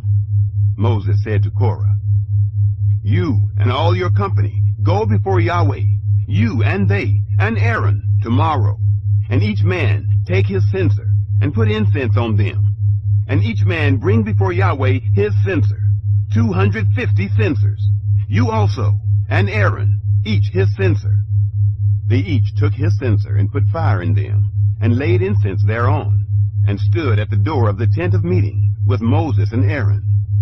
Korah assembled all the congregation against them to the door of the tent of meeting, and the glory of Yahweh appeared to all the congregation. Yahweh spoke to Moses and to Aaron, saying, Separate yourselves from among this congregation, that I may consume them in a moment. They fell on their faces and said, God, the God of the spirits of all flesh, shall one man sin, and will you be angry with all the congregation? Moses separates the people. Yahweh spoke to Moses, saying, Speak to the congregation, saying, Get away from around the tent of Korah, Dathan, and Abiram. Moses rose up and went to Dathan and Abiram, and the elders of Israel followed him. He spoke to the congregation, saying, Depart, please, from the tents of these wicked men, and touch nothing of theirs, lest you be consumed in all their sins. So they went away from the tent of Korah, Dathan, and Abiram, on every side. And Dathan and Abiram came out, and stood at the door of their tents, and their wives, and their sons, and their little ones. Moses said, Hereby you shall know that Yahweh hath sent me to do all these works, for I have not done them of my own mind. If these men die the common death of all men, or if they be visited after the visitation of all men, then Yahweh hasn't sent me. But if Yahweh make a new thing, and the ground open its mouth and swallow them up, with all that appertain to them, and they go down alive into Sheol, then you shall understand that these men have despised Yahweh. The earth swallows up Korah. It happened, as he made an end of speaking all these words, that the ground split apart that was under them, and the earth opened its mouth and swallowed them up, and their households, and all the men who appertained to Korah, and all their goods. So they, and all that appertains to them, went down alive into Sheol, and the earth closed on them, and they perished from among the assembly. All Israel that were around them fled at the cry of them, for they said, Lest the earth swallow us up. Fire came forth from Yahweh, and devoured the 250 men who offered the incense. The censers reserved for holy use. Yahweh spoke to Moses, saying, Speak to Eleazar, the son of Aaron the priest, that he take up the censers out of the burning, and scatter the fire yonder, for they are holy, even the censers of these sinners against their own lives, and let them be made beaten plates for a covering of the altar. For they offered them before Yahweh, therefore they are holy, and they shall be a sign to the children of Israel. Eleazar the priest took the bronze censers, which those who were burnt had offered, and they beat them out for a covering of the altar, to be a memorial to the children of Israel, to the end that no stranger who isn't of the seed of Aaron comes near to burn incense before Yahweh, that he not be as Korah and as his company, as Yahweh spoke to him by Moses. Murmuring and plague. But on the next day, all the congregation of the children of Israel murmured against Moses and against Aaron, saying, You have killed Yahweh's people. It happened when the congregation was assembled against Moses and against Aaron, that they looked toward the tent of meeting, and behold, the cloud covered it, and the glory of Yahweh appeared. Moses and Aaron came to the front of the tent of meeting. Yahweh spoke to Moses, saying, Get away from among this congregation, that I may consume them in a moment. They fell on their faces. Moses said to Aaron, Take your censer, and put fire from off the altar in it, and lay incense on it, and carry it quickly to the congregation, and make atonement for them. For wrath has gone out from Yahweh. The plague has begun. Aaron did as Moses said, and ran into the midst of the assembly. And behold, the plague has begun among the people. And he put on the incense, and made atonement for the people. He stood between the dead and the living, and the plague was stayed. Now those who died by the plague were 14,700, besides those who died about the matter of Korah. Aaron returns to Moses to the door of the tent of meeting, and the plague was stayed. Chapter 17. Aaron's staff buds. Yahweh spoke to Moses, saying, Speak to the children of Israel, and take of them rods, one for each father's house, of all their princes, according to their father's houses, 12 rods. Write every man's name on his rod. You shall write Aaron's name on the rod of Levi, for there shall be one rod for each head of their father's houses. You shall lay them up in the tent of meeting before the testimony, where I meet with you. It shall happen that the rod of the man whom I shall choose shall bud, and I will make to cease from me the murmurings of the children of Israel, which they murmur against you. Moses spoke to the children of Israel, and all their princes gave him rods, for each prince one, according to their father's houses, even 12 rods. And the rod of Aaron was among their rods. Moses laid up the rods before Yahweh in the tent of the testimony. It happened on the next day that Moses went into the tent of the testimony, and behold, the rod of Aaron for the house of Levi was budded, and put forth buds, and produced blossoms, and bore ripe almonds. Moses brought out all the rods from before Yahweh to all the children of Israel, and they looked, and took every man his rod. Yahweh said to Moses, Put back the rod of Aaron before the testimony, to be kept for a token against the children of rebellion, that you may make an end of their murmurings against me, that they not die. Moses did so. As Yahweh commanded him, so he did. The children of Israel spoke to Moses, saying, Behold, we perish.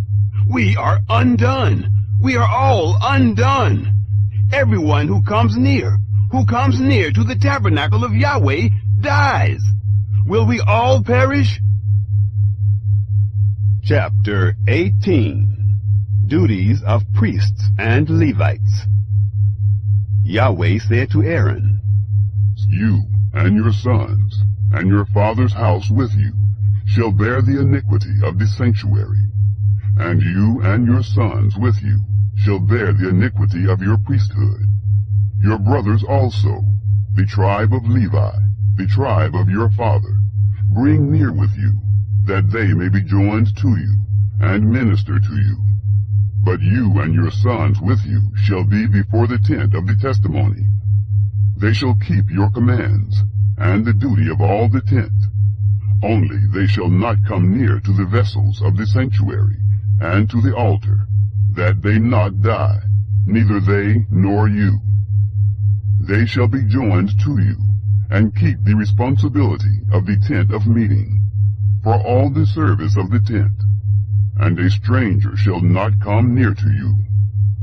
You shall perform the duty of the sanctuary, and the duty of the altar, that there be wrath no more on the children of Israel. Behold, I have taken your brothers the Levites from among the children of Israel. To you they are a gift, given to Yahweh, to do the service of the tent of meeting.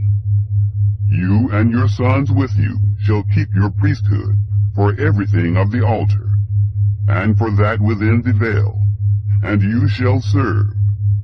I give you the priesthood as a service of gift, and the stranger who comes near shall be put to death. The priest's portion. Yahweh spoke to Aaron, Behold, I have given you the command of my wave offerings, even all the holy things of the children of Israel.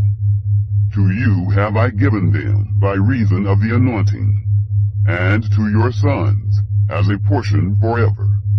This shall be yours of the most holy things, reserved from the fire, every offering of theirs, even every meal offering of theirs, and every sin offering of theirs, and every trespass offering of theirs, which they shall render to me, shall be most holy for you, and for your sons.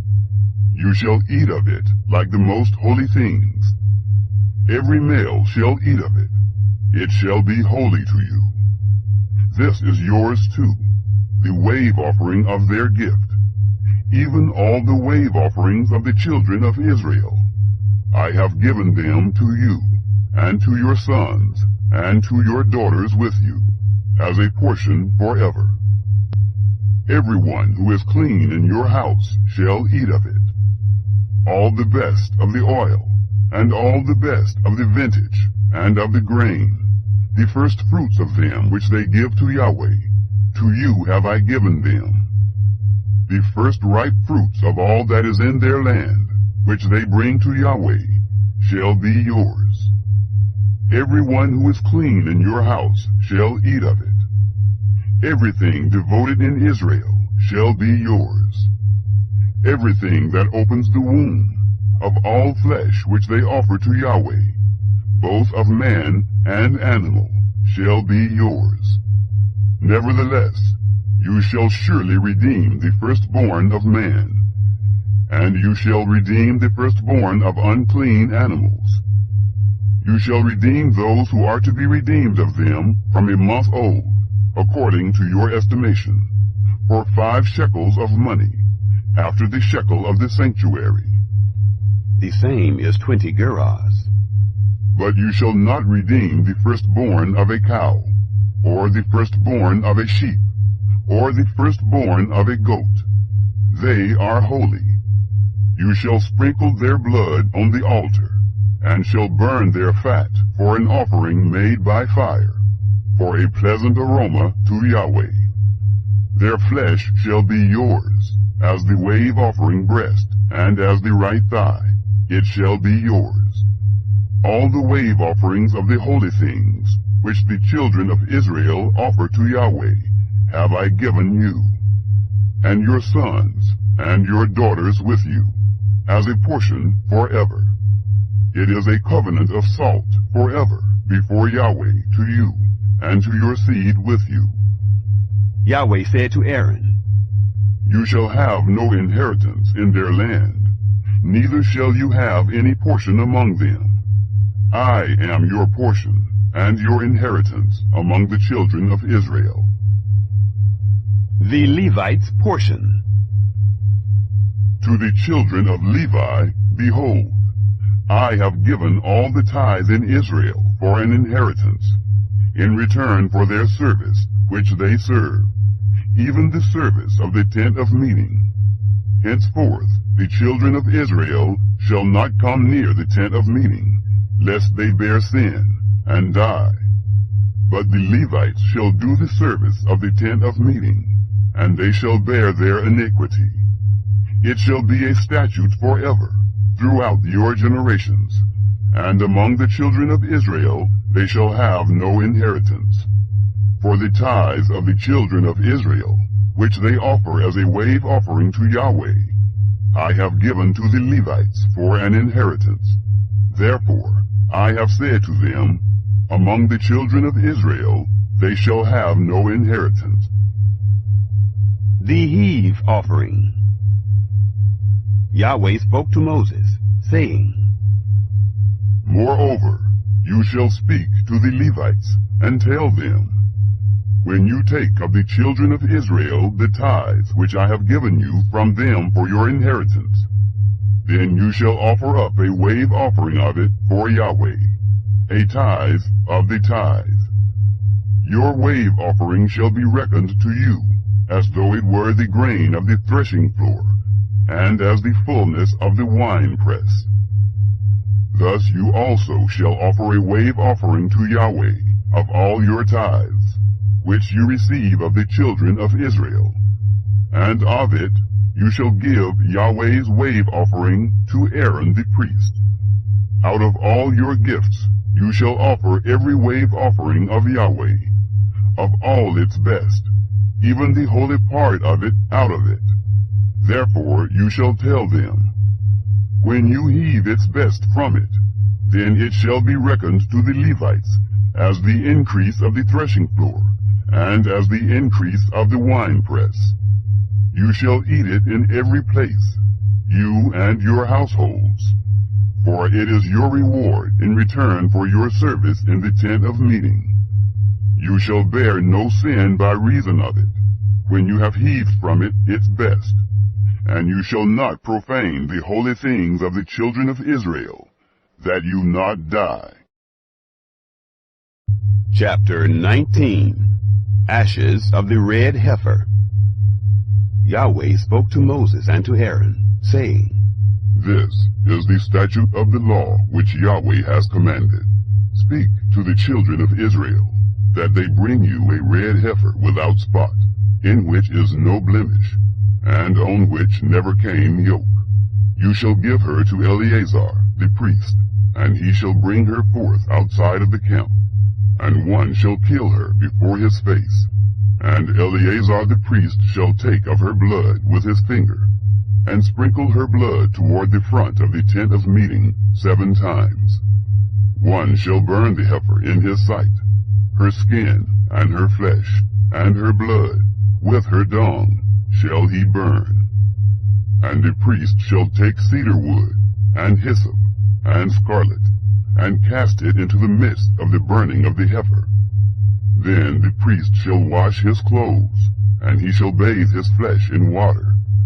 And afterward he shall come into the camp, and the priest shall be unclean until the evening. He who burns her shall wash his clothes in water, and bathe his flesh in water, and shall be unclean until the evening. A man who is clean shall gather up the ashes of the heifer, and lay them up outside of the camp in a clean place, and it shall be kept for the congregation of the children of Israel, for a water for impurity. It is a sin offering. He who gathers the ashes of the heifer shall wash his clothes, and be unclean until the evening. And it shall be to the children of Israel, and to the stranger who lives as a foreigner among them, for a statute forever. Purification of the unclean. He who touches the dead body of any man shall be unclean 7 days. The same shall purify himself with water on the 3rd day, and on the 7th day he shall be clean. But if he doesn't purify himself the 3rd day, then the 7th day he shall not be clean. Whoever touches a dead person, the body of a man who has died, and doesn't purify himself, defiles the tabernacle of Yahweh, and that soul shall be cut off from Israel, because the water for impurity was not sprinkled on him. He shall be unclean. His uncleanness is yet on him. This is the law when a man dies in a tent. Everyone who comes into the tent, and everyone who is in the tent, shall be unclean 7 days. Every open vessel, which has no covering bound on it, is unclean. Whoever in the open field touches one who is slain with a sword, or a dead body, or a bone of a man, or a grave, shall be unclean 7 days. For the unclean they shall take of the ashes of the burning of the sin offering, and running water shall be put thereto in a vessel. And a clean person shall take hyssop, and dip it in the water, and sprinkle it on the tent, and on all the vessels, and on the persons who were there, and on him who touched the bone, or the slain, or the dead, or the grave. And the clean person shall sprinkle on the unclean on the 3rd day, and on the 7th day. And on the 7th day he shall purify him. And he shall wash his clothes, and bathe himself in water, and shall be clean at evening. But the man who shall be unclean, and shall not purify himself, that soul shall be cut off from the midst of the assembly, because he has defiled the sanctuary of Yahweh. The water for impurity has not been sprinkled on him. He is unclean. It shall be a perpetual statute to them. And he who sprinkles the water for impurity shall wash his clothes, and he who touches the water for impurity shall be unclean until evening. Whatever the unclean person touches shall be unclean, and the soul that touches it shall be unclean until evening. Chapter 20. The death of Miriam. The children of Israel, even the whole congregation, came into the wilderness of Zin in the first month, and the people stayed in Kadesh, and Miriam died there, and was buried there. Water from the rock. There was no water for the congregation, and they assembled themselves together against Moses and against Aaron. The people strove with Moses, and spoke, saying, "We wish that we had died when our brothers died before Yahweh. Why have you brought the assembly of Yahweh into this wilderness, that we should die there, we and our animals? Why have you made us to come up out of Egypt, to bring us into this evil place? It is no place of seed, or of figs, or of vines, or of pomegranates, neither is there any water to drink." Moses and Aaron went from the presence of the assembly to the door of the tent of meeting, and fell on their faces. And the glory of Yahweh appeared to them. Yahweh spoke to Moses, saying, "Take the rod, and assemble the congregation, you and Aaron your brother, and speak to the rock before their eyes, that it give forth its water. And you shall bring forth to them water out of the rock. So you shall give the congregation and their livestock drink." Moses took the rod from before Yahweh, as he commanded him. Moses and Aaron gathered the assembly together before the rock, and he said to them, "Hear now, you rebels, shall we bring you water out of this rock for you?"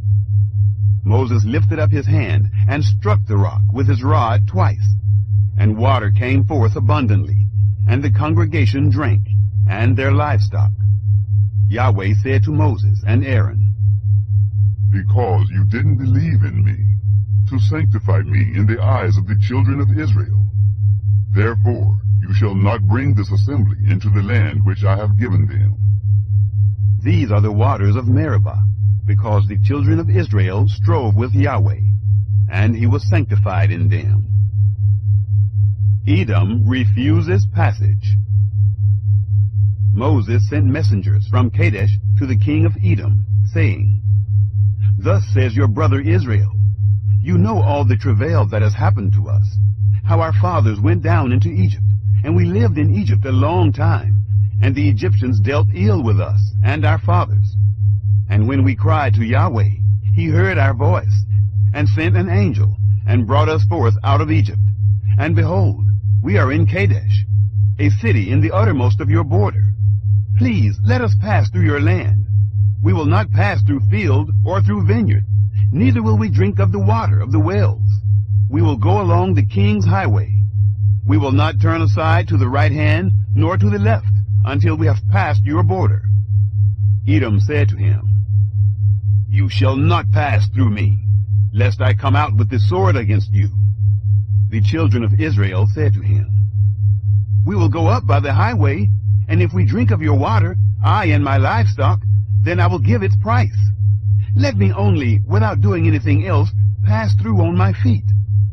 He said, "You shall not pass through." Edom came out against him with many people, and with a strong hand. Thus Edom refused to give Israel passage through his border. So Israel turned away from him. The death of Aaron. They traveled from Kadesh, and the children of Israel, even the whole congregation, came to Mount Hor. Yahweh spoke to Moses and Aaron in Mount Hor, by the border of the land of Edom, saying, "Aaron shall be gathered to his people, for he shall not enter into the land which I have given to the children of Israel, because you rebelled against my word at the waters of Meribah. Take Aaron and Eleazar his son, and bring them up to Mount Hor, and strip Aaron of his garments, and put them on Eleazar his son, and Aaron shall be gathered to his people, and shall die there.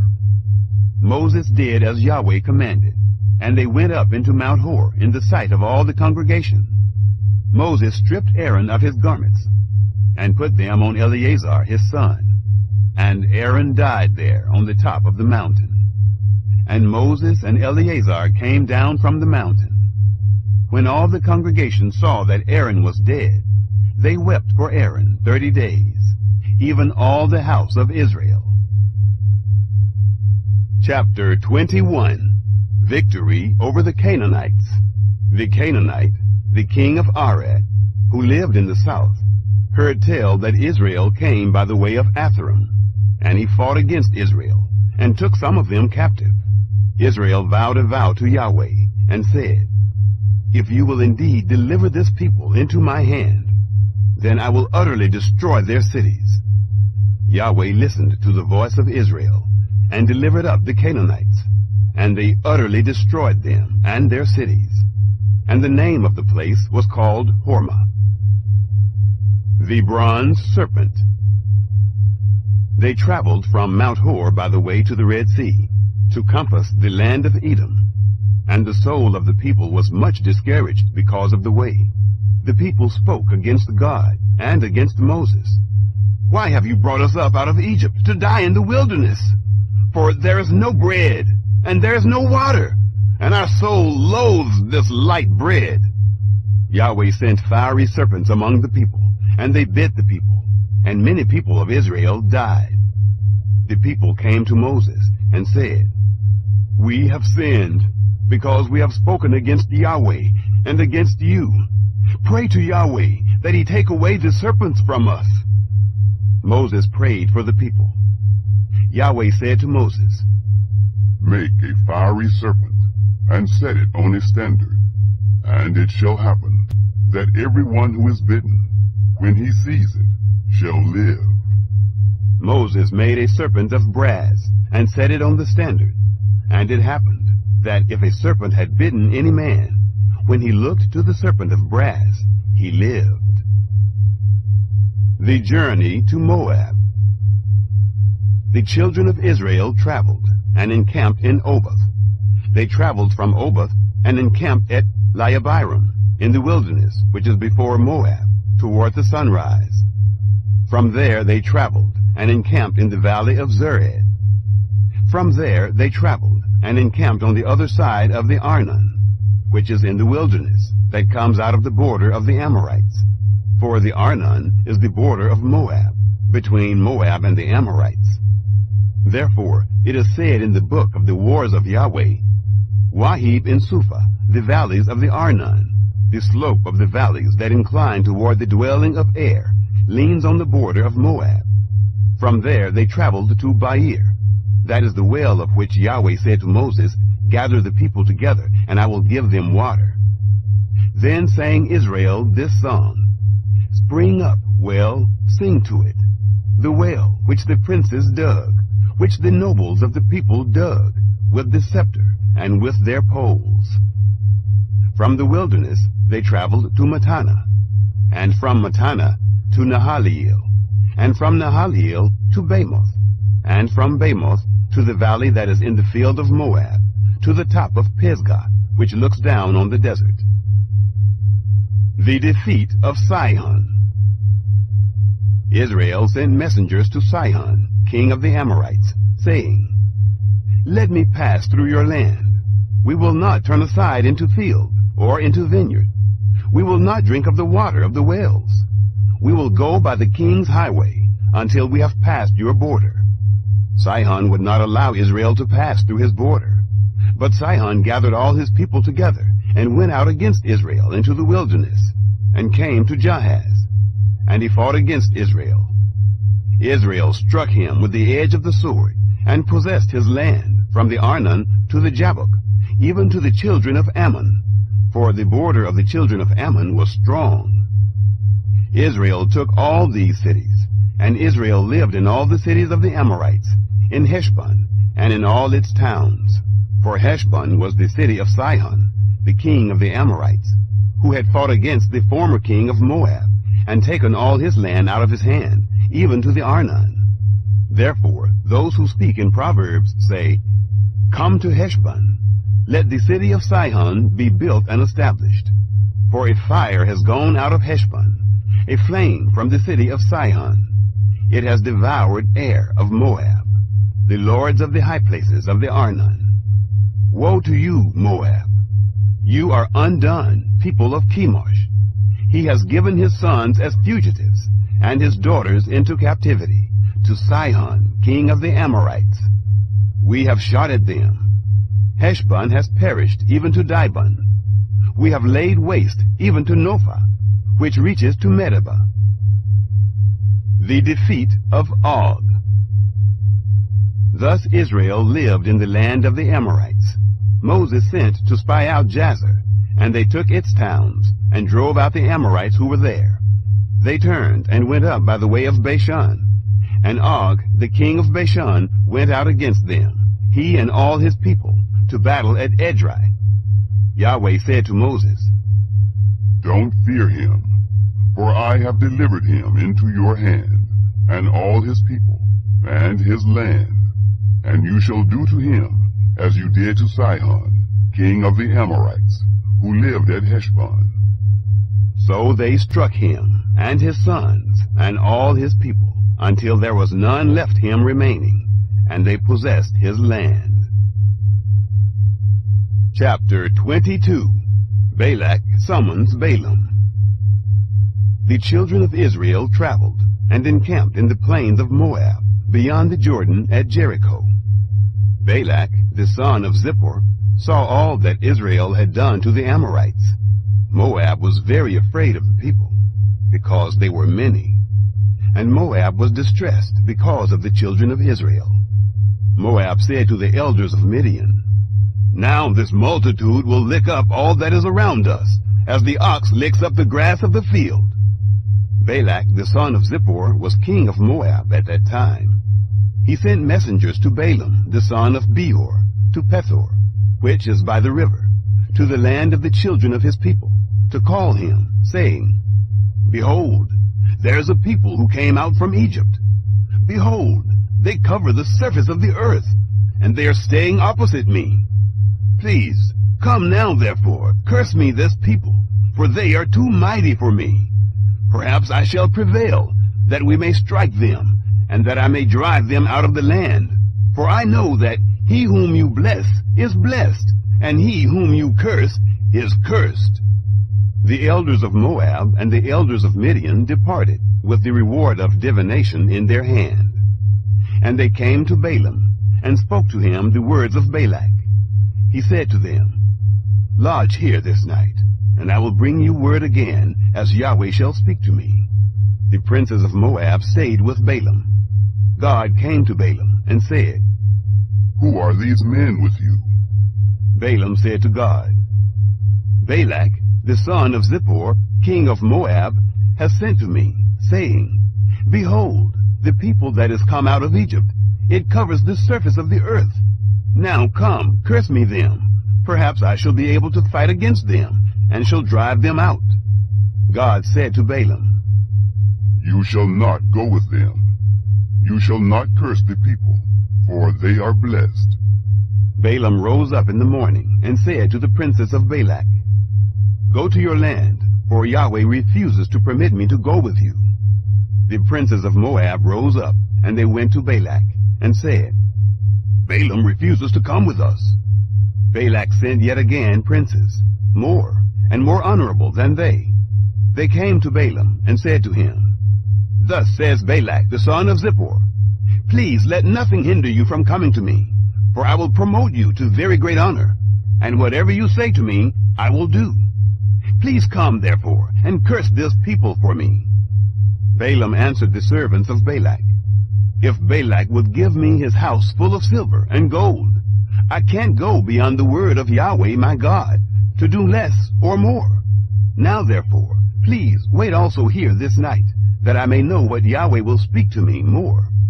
God came to Balaam at night, and said to him, If the men have come to call you, rise up, go with them, but only the word which I speak to you, that you shall do.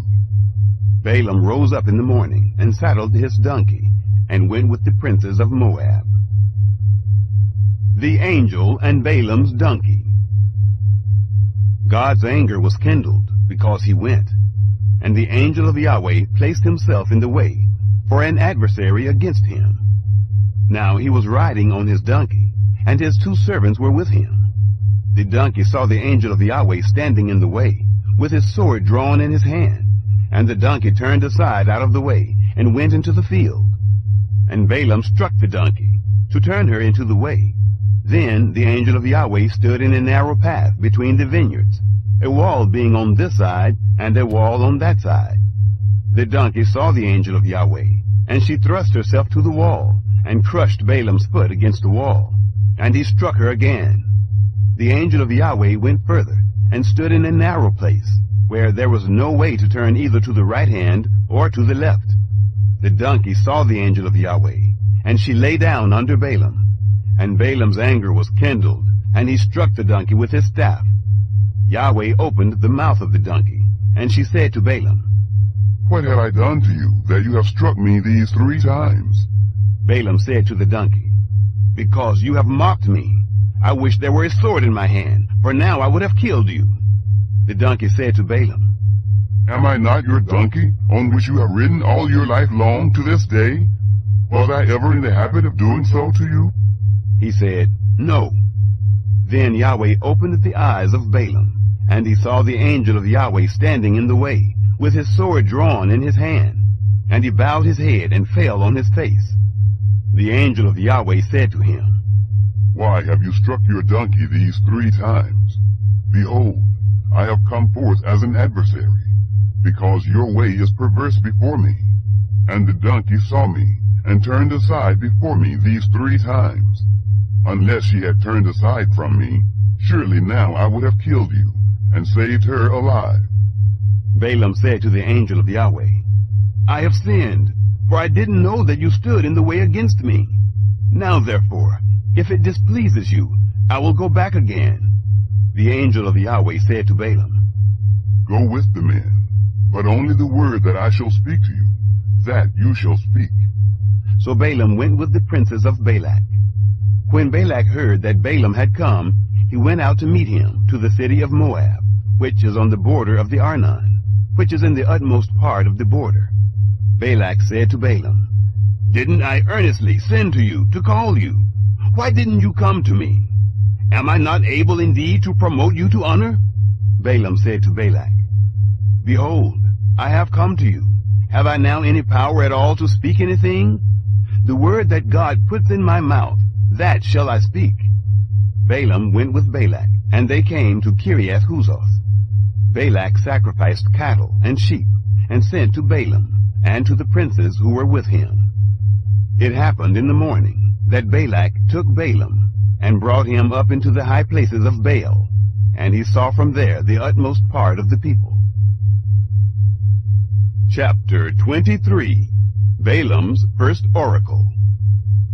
Balaam said to Balak, "Build me here 7 altars, and prepare me here 7 bulls and 7 rams." Balak did as Balaam had spoken, and Balak and Balaam offered on every altar a bull and a ram.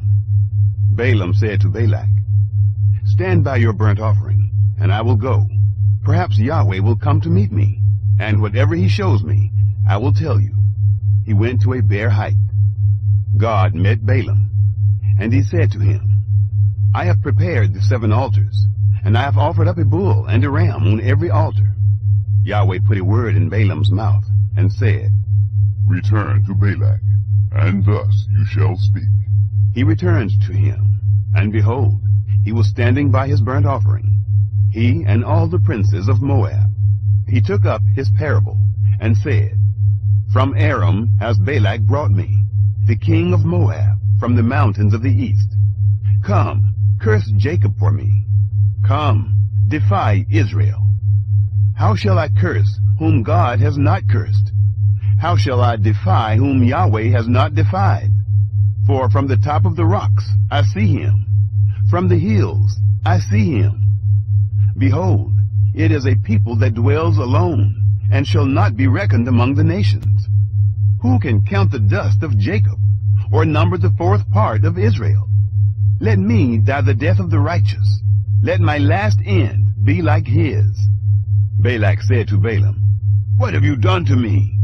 I took you to curse my enemies, and behold, you have blessed them altogether. He answered and said, Must I not take heed to speak that which Yahweh puts in my mouth? Balaam's second oracle. Balak said to him, Please, come with me to another place, where you may see them. You shall see but the utmost part of them, and shall not see them all, and curse me them from there. He took him into the field of Zophim, to the top of Pisgah, and built 7 altars, and offered up a bull and a ram on every altar. He said to Balak, Stand here by your burnt offering, while I meet Yahweh yonder. Yahweh met Balaam, and put a word in his mouth, and said, Return to Balak, and say this. He came to him, and behold, he was standing by his burnt offering, and the princes of Moab with him. Balak said to him, What has Yahweh spoken? He took up his parable, and said, Rise up, Balak, and hear. Listen to me, you son of Zippor. God is not a man, that he should lie, nor the son of man, that he should repent. Has he said, and will he not do it?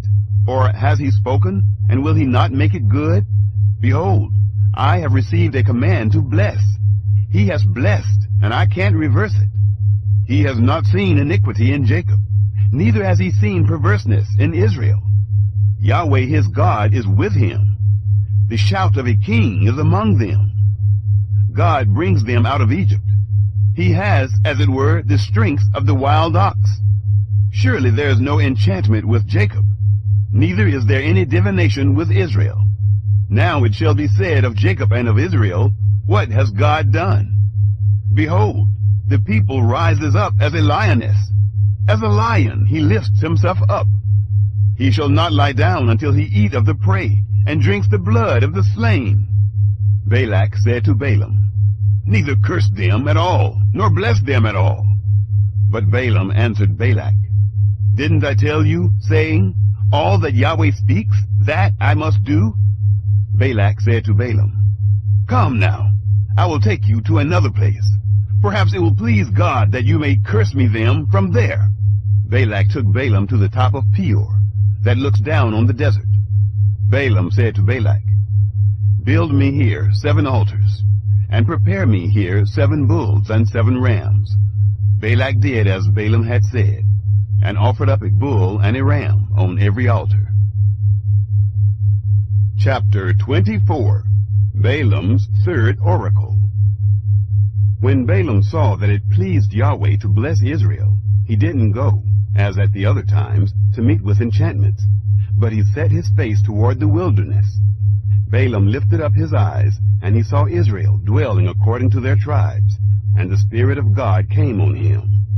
He took up his parable, and said, Balaam, the son of Beor, says, The man whose eye was closed, he says, who hears the words of God, who sees the vision of the Almighty, falling down, and having his eyes open. How goodly are your tents, Jacob, and your tents, Israel! As valleys they are spread forth, as gardens by the riverside, as aloes which Yahweh has planted, as cedar trees beside the waters. Water shall flow from his buckets. His seed shall be in many waters. His king shall be higher than Agag. His kingdom shall be exalted. God brings him out of Egypt. He has, as it were, the strength of the wild ox. He shall eat up the nations, his adversaries, shall break their bones in pieces, and pierce them with his arrows. He crouched, he lay down as a lion, as a lioness. Who shall rouse him up? Everyone who blesses you is blessed. Everyone who curses you is cursed. Balak dismisses Balaam. Balak's anger was kindled against Balaam, and he struck his hands together. And Balak said to Balaam, I called you to curse my enemies, and behold, you have altogether blessed them these 3 times. Therefore now flee you to your place. I thought to promote you to great honor, but behold, Yahweh has kept you back from honor. Balaam said to Balak, Didn't I also tell your messengers who you sent to me, saying, If Balak would give me his house full of silver and gold, I can't go beyond the word of Yahweh, to do either good or bad of my own mind. I will say what Yahweh says. Now behold, I go to my people. Come, and I will inform you what this people shall do to your people in the latter days. Balaam's fourth oracle. He took up his parable and said, Balaam, the son of Beor, says, the man whose eye was closed, says, he says, who hears the words of God, knows the knowledge of the Most High, and who sees the vision of the Almighty, falling down and having his eyes open. I see him, but not now. I see him, but not near. A star will come out of Jacob. A scepter will rise out of Israel, and shall strike through the corners of Moab, and break down all the sons of Sheth. Edom shall be a possession. Seir, his enemies, also shall be a possession, while Israel does valiantly. Out of Jacob shall one have dominion, and shall destroy the remnant from the city. Balaam's final three oracles. He looked at Amalek, and took up his parable, and said, Amalek was the first of the nations, but his latter end shall come to destruction. He looked at the Kenite, and took up his parable, and said, Your dwelling place is strong, your nest is set in the rock. Nevertheless, Cain shall be wasted, until Asher carries you away captive. He took up his parable, and said, Alas, who shall live when God does this? But ships shall come from the coast of Kittim. They shall afflict Asher, and shall afflict Eber. He also shall come to destruction. Balaam rose up, and went, and returned to his place, and Balak also went his way. Chapter 25. Baal worship at Peor. Israel stayed in Shittim, and the people began to play the prostitute with the daughters of Moab. For they called the people to the sacrifices of their gods, and the people ate and bowed down to their gods. Israel joined himself to Baal Peor, and the anger of Yahweh was kindled against Israel. Yahweh said to Moses, Take all the chiefs of the people, and hang them up to Yahweh before the sun, that the fierce anger of Yahweh may turn away from Israel. Moses said to the judges of Israel, Everyone kill his men who have joined themselves to Baal Peor. Phinehas kills Zimri and Cosbi. Behold, one of the children of Israel came and brought to his brothers a Midianite woman in the sight of Moses, and in the sight of all the congregation of the children of Israel, while they were weeping at the door of the tent of meeting.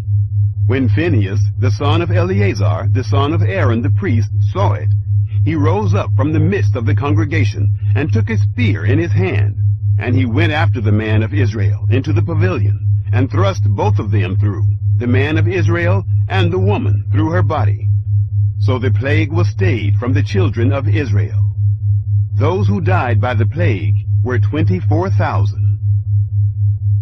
Phinehas's reward. Yahweh spoke to Moses, saying, Phinehas, the son of Eleazar, the son of Aaron the priest, has turned my wrath away from the children of Israel, in that he was jealous with my jealousy among them, so that I didn't consume the children of Israel in my jealousy. Therefore say, Behold, I give to him my covenant of peace, and it shall be to him and to his seed after him the covenant of an everlasting priesthood, because he was jealous for his God, and made atonement for the children of Israel. Now the name of the man of Israel that was slain, who was slain with the Midianite woman, was Zimri, the son of Salu, a prince of a father's house among the Simeonites. The name of the Midianite woman who was slain was Cosbi, the daughter of Zur. He was head of the people of a father's house in Midian. A warning against the Midianites. Yahweh spoke to Moses, saying, Harass the Midianites, and strike them, for they harassed you with their wiles, with which they have deceived you in the matter of Peor, and in the matter of Cosbi, the daughter of the prince of Midian, their sister, who was slain on the day of the plague in the matter of Peor. Chapter 26. The second census of Israel. It happened after the plague that Yahweh spoke to Moses and to Eleazar, the son of Aaron the priest, saying, Take a census of all the congregation of the children of Israel, from 20 years old and upward, by their fathers' houses, all who are able to go forth to war in Israel. Moses and Eleazar the priest spoke with them in the plains of Moab, by the Jordan at Jericho, saying, Take a census of the people, from 20 years old and upward, as Yahweh commanded Moses and the children of Israel. These are those that came out of the land of Egypt. The tribe of Reuben. Reuben, the firstborn of Israel. The sons of Reuben. Of Hanok, the family of the Hanokites. Of Palu, the family of the Paluites. Of Hezron, the family of the Hezronites. Of Carmi, the family of the Carmites. These are the families of the Reubenites, and those who were numbered of them were 43,730. The sons of Palu, Eliab. The sons of Eliab, Nemuel, and Dathan, and Abiram.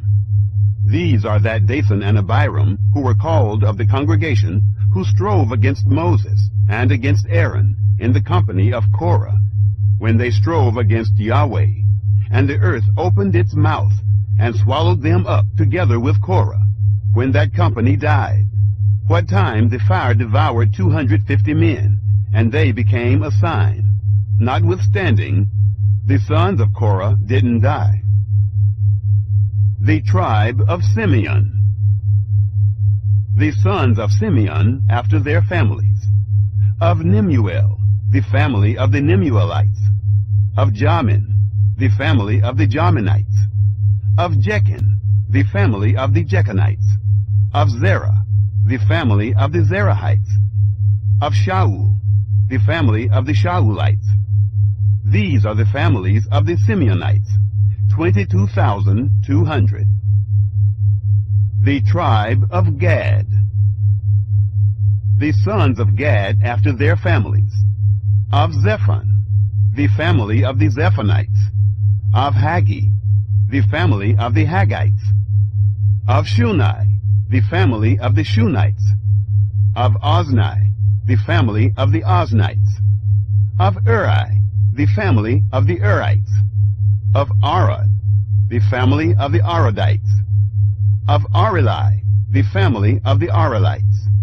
These are the families of the sons of Gad, according to those who were numbered of them, 40,500. The tribe of Judah. The sons of Judah, and Onan. And and Onan died in the land of Canaan. The sons of Judah after their families were of Shelah, the family of the Shelonites. Of Perez, the family of the Perizzites. Of Zerah, the family of the Zerahites.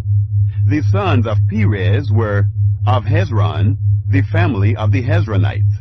Of Hamul, the family of the Hamulites. These are the families of Judah, according to those who were numbered of them, 76,500. The tribe of Issachar. The sons of Issachar after their families. Of Tola, the family of the Tolaites. Of Puvah, the family of the Punites. Of Jashub, the family of the Jashubites. Of Shimron, the family of the Shimronites. These are the families of Issachar, according to those who were numbered of them, 64,300. The tribe of Zebulun. The sons of Zebulun, after their families. Of Sered, the family of the Seredites. Of Elon, the family of the Elonites. Of Jaliel, the family of the Jalielites. These are the families of the Zebulunites, according to those who were numbered of them, 60,500. The tribe of Manasseh. The sons of Joseph, after their families. Manasseh and Ephraim. The sons of Manasseh. Of Machir, the family of the Machirites. And Machir became the father of Gilead. Of Gilead, the family of the Gileadites. These are the sons of Gilead. Of Lezer, the family of the Lezerites. Of Helek, the family of the Helekites. And of Asriel, the family of the Asrielites. And of Shechem, the family of the Shechemites. And of Shemida, the family of the Shemidaites. And of Hepher, the family of the Hepherites. Zelophehad, the son of Hepher, had no sons but daughters. And the names of the daughters of Zelophehad were Mahlah and Noah, Hoglah, Milcah, and Tirzah. These are the families of Manasseh, and those who were numbered of them were 52,700. The tribe of Ephraim. These are the sons of Ephraim, after their families. Of Shuthelah, the family of the Shuthelahites. Of Becher, the family of the Beecherites. Of Tion, the family of the Tionites. These are the sons of Shuthelah. Of Aaron, the family of the Aaronites. These are the families of the sons of Ephraim, according to those who were numbered of them, 32,500. These are the sons of Joseph, after their families. The tribe of Benjamin. The sons of Benjamin, after their families. Of Bela, the family of the Belaites. Of Ashbel, the family of the Ashbelites. Of Ahiram, the family of the Ahiramites. Of Shephupham, the family of the Shuphamites. Of Hupham, the family of the Huphamites. The sons of Bela were Ard and Naaman. Of Ard, the family of the Ardites. Of Naaman, the family of the Naamites. These are the sons of Benjamin, after their families, and those who were numbered of them were 45,600.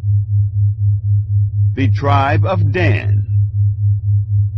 These are the sons of Dan, after their families. Of Shuham, the family of the Shuhamites. These are the families of Dan, after their families. All the families of the Shuhamites, according to those who were numbered of them, were 64,400. The tribe of Asher. The sons of Asher, after their families. Of Imnah, the family of the Imnites. Of Ishvi, the family of the Ishvites. Of Beriah, the family of the Berites. Of the sons of Beriah. Of Heber, the family of the Heberites. Of Malchiel, the family of the Malchielites. The name of the daughter of Asher was Sarah. These are the families of the sons of Asher, according to those who were numbered of them, 53,400. The tribe of Naphtali. The sons of Naphtali, after their families. Of Jaziel, the family of the Jazielites. Of Gunai, the family of the Gunites. Of Jazer, the family of the Jazerites. Of Shillim, the family of the Shillemites. These are the families of Naphtali, according to their families, and those who were numbered of them were 45,400.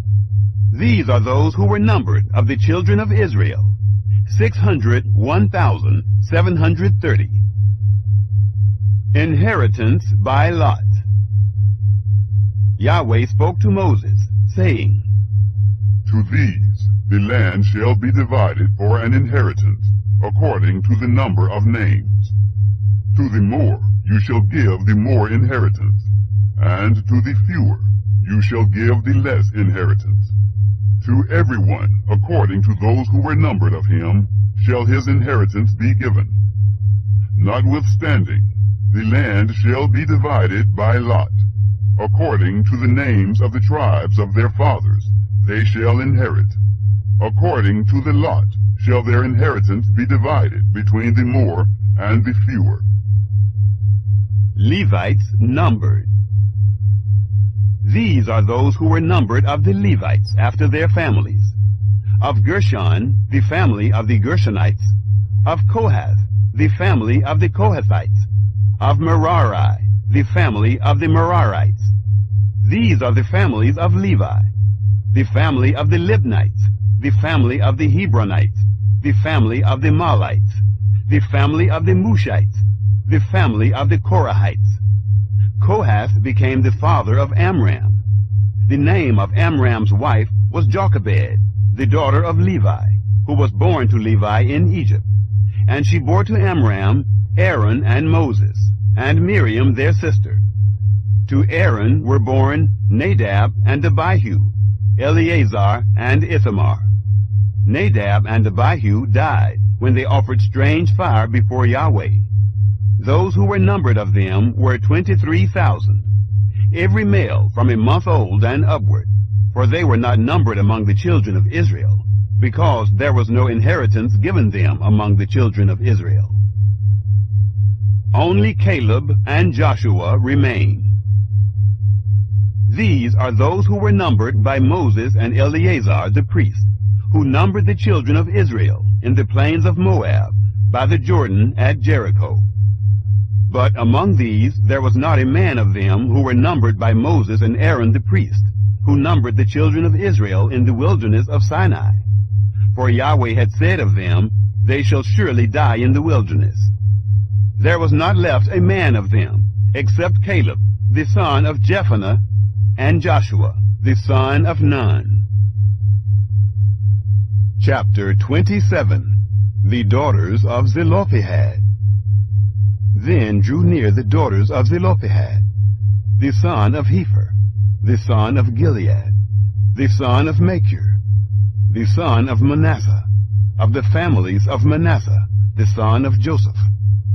And these are the names of his daughters: Mahlah, Noah, and Hoglah, and Milcah, and Tirzah.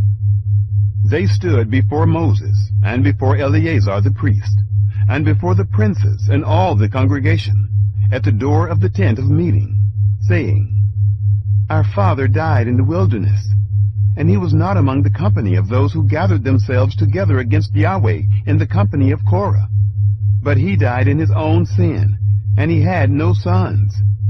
Why should the name of our father be taken away from among his family, because he had no son? Give to us a possession among the brothers of our father. Moses brought their cause before Yahweh. The law of inheritances. Yahweh spoke to Moses, saying, The daughters of Zelophehad speak right. You shall surely give them a possession of an inheritance among their father's brothers, and you shall cause the inheritance of their father to pass to them. You shall speak to the children of Israel, saying, If a man dies and has no son, then you shall cause his inheritance to pass to his daughter. If he has no daughter, then you shall give his inheritance to his brothers. If he has no brothers, then you shall give his inheritance to his father's brothers. If his father has no brothers, then you shall give his inheritance to his kinsman, who is next to him of his family, and he shall possess it. And it shall be to the children of Israel a statute and ordinance, as Yahweh commanded Moses. Moses asks for a successor. Yahweh said to Moses, Go up into this mountain of Abarim, and see the land which I have given to the children of Israel. When you have seen it, you also shall be gathered to your people, as Aaron your brother was gathered, because you rebelled against my word in the wilderness of Zin, in the strife of the congregation, to sanctify me at the waters before their eyes. These are the waters of Meribah of Kadesh in the wilderness of Zin. Moses spoke to Yahweh, saying, Let Yahweh, the God of the spirits of all flesh, appoint a man over the congregation, who may go out before them, and who may come in before them, and who may lead them out, and who may bring them in, that the congregation of Yahweh not be as sheep which have no shepherd. Joshua to succeed Moses. Yahweh said to Moses, Take Joshua, the son of Nun, a man in whom is the Spirit, and lay your hand on him, and set him before Eleazar the priest, and before all the congregation, and commission him in their sight. You shall put of your honor on him, that all the congregation of the children of Israel may obey. He shall stand before Eleazar the priest, who shall inquire for him by the judgment of the Urim before Yahweh. At his word shall they go out, and at his word they shall come in, both he and all the children of Israel with him, even all the congregation. Moses did as Yahweh commanded him. And he took Joshua, and set him before Eleazar the priest, and before all the congregation. And he laid his hands on him, and commissioned him, as Yahweh spoke by Moses. Chapter 28. The Daily Offerings. Yahweh spoke to Moses, saying, Command the children of Israel, and tell them, My offering, my food for my offerings made by fire, of a pleasant aroma to me, you shall observe to offer to me in their due season. You shall tell them, This is the offering made by fire, which you shall offer to Yahweh. Male lambs, a year old, without blemish, 2, day by day, for a continual burnt offering. You shall offer the one lamb in the morning, and you shall offer the other lamb at evening, with the 10th part of an ephah of fine flour for a meal offering, mixed with the 4th part of a hin of beaten oil. It is a continual burnt offering, which was ordained in Mount Sinai for a pleasant aroma, an offering made by fire to Yahweh. Its drink offering shall be the 4th part of a hin for the one lamb. You shall pour out a drink offering of strong drink to Yahweh in the holy place. The other lamb you shall offer at evening, as the meal offering of the morning, and as the drink offering of it. You shall offer it, an offering made by fire, of a pleasant aroma to Yahweh. The Sabbath Offerings. On the Sabbath day, 2 male lambs, a year old, without blemish, and 2 10th parts of an ephah of fine flour for a meal offering, mixed with oil, and the drink offering of it. This is the burnt offering of every Sabbath, besides the continual burnt offering, and the drink offering of it. The Monthly Offerings. In the beginnings of your months you shall offer a burnt offering to Yahweh, 2 young bulls and 1 ram, 7 male lambs, a year old, without blemish, and 3 10th parts of an ephah of fine flour for a meal offering, mixed with oil, for each bull, and 2 10th parts of fine flour for a meal offering mixed with oil, for the one ram, and a 10th part of fine flour mixed with oil, for a meal offering to every lamb. for a burnt offering of a pleasant aroma, an offering made by fire to Yahweh. Their drink offerings shall be half a hin of wine for a bull, and the third part of a hin for the ram, and the fourth part of a hin for a lamb. This is the burnt offering of every month throughout the months of the year. One male goat for a sin offering to Yahweh. It shall be offered besides the continual burnt offering and the drink offering of it.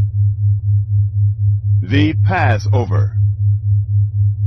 In the first month, on the 14th day of the month, is Yahweh's Passover. On the 15th day of this month shall be a feast. 7 days shall unleavened bread be eaten. In the first day shall be a holy convocation. You shall do no servile work, but you shall offer an offering made by fire, a burnt offering to Yahweh, 2 young bulls, and 1 ram, and 7 male lambs a year old. They shall be to you without blemish. And their meal offering, fine flour mixed with oil. You shall offer 3/10 parts for a bull, and 2/10 parts for the ram. You shall offer a 10th part for every lamb of the 7 lambs, and 1 male goat for a sin offering, to make atonement for you. You shall offer these besides the burnt offering of the morning, which is for a continual burnt offering. In this way you shall offer daily, for 7 days, the food of the offering made by fire, of a pleasant aroma to Yahweh. It shall be offered besides the continual burnt offering, and the drink offering of it. On the 7th day you shall have a holy convocation. You shall do no servile work. The Feast of Weeks.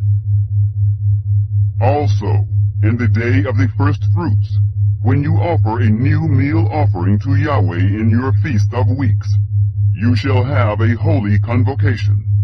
You shall do no servile work, but you shall offer a burnt offering for a pleasant aroma to Yahweh.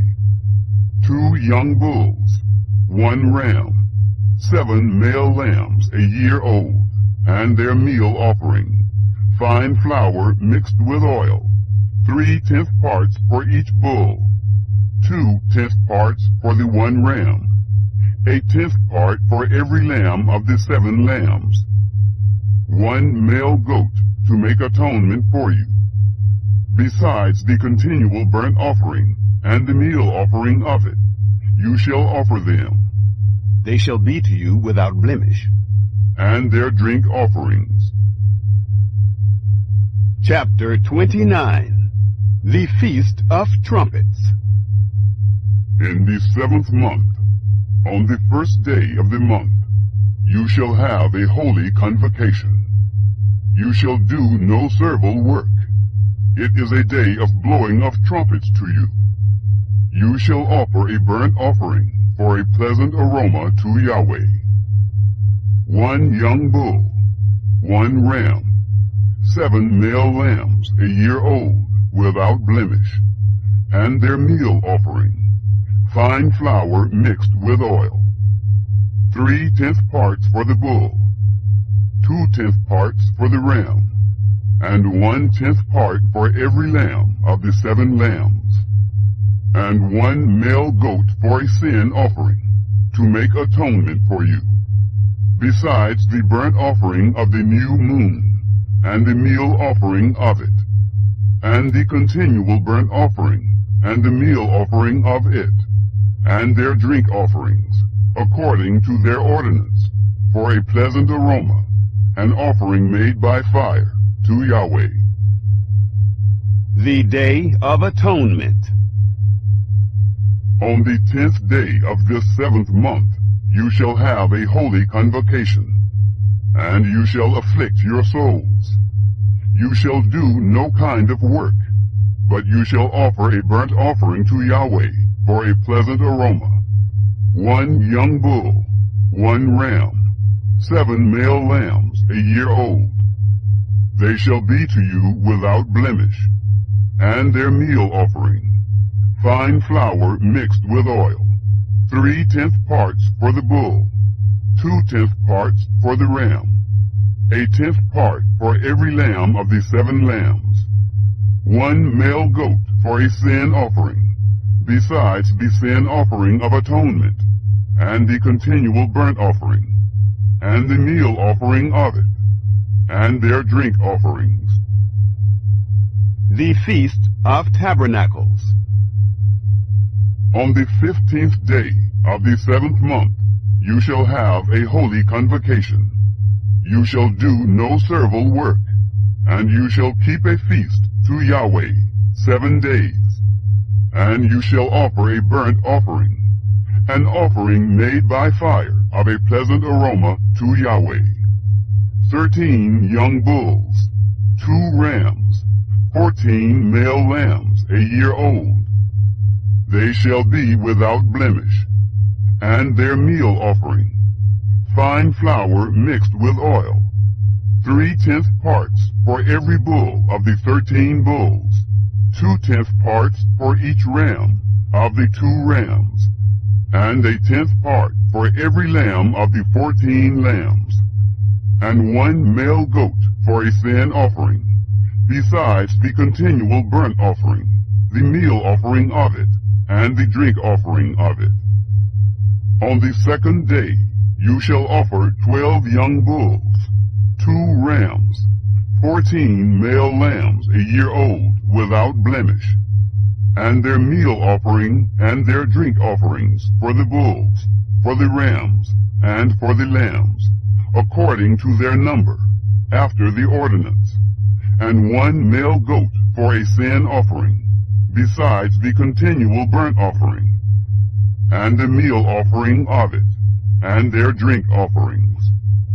On the 3rd day 11 bulls, 2 rams, 14 male lambs a year old without blemish, and their meal offering, and their drink offerings for the bulls, for the rams, and for the lambs, according to their number, after the ordinance, and 1 male goat for a sin offering, besides the continual burnt offering, and the meal offering of it, and the drink offering of it.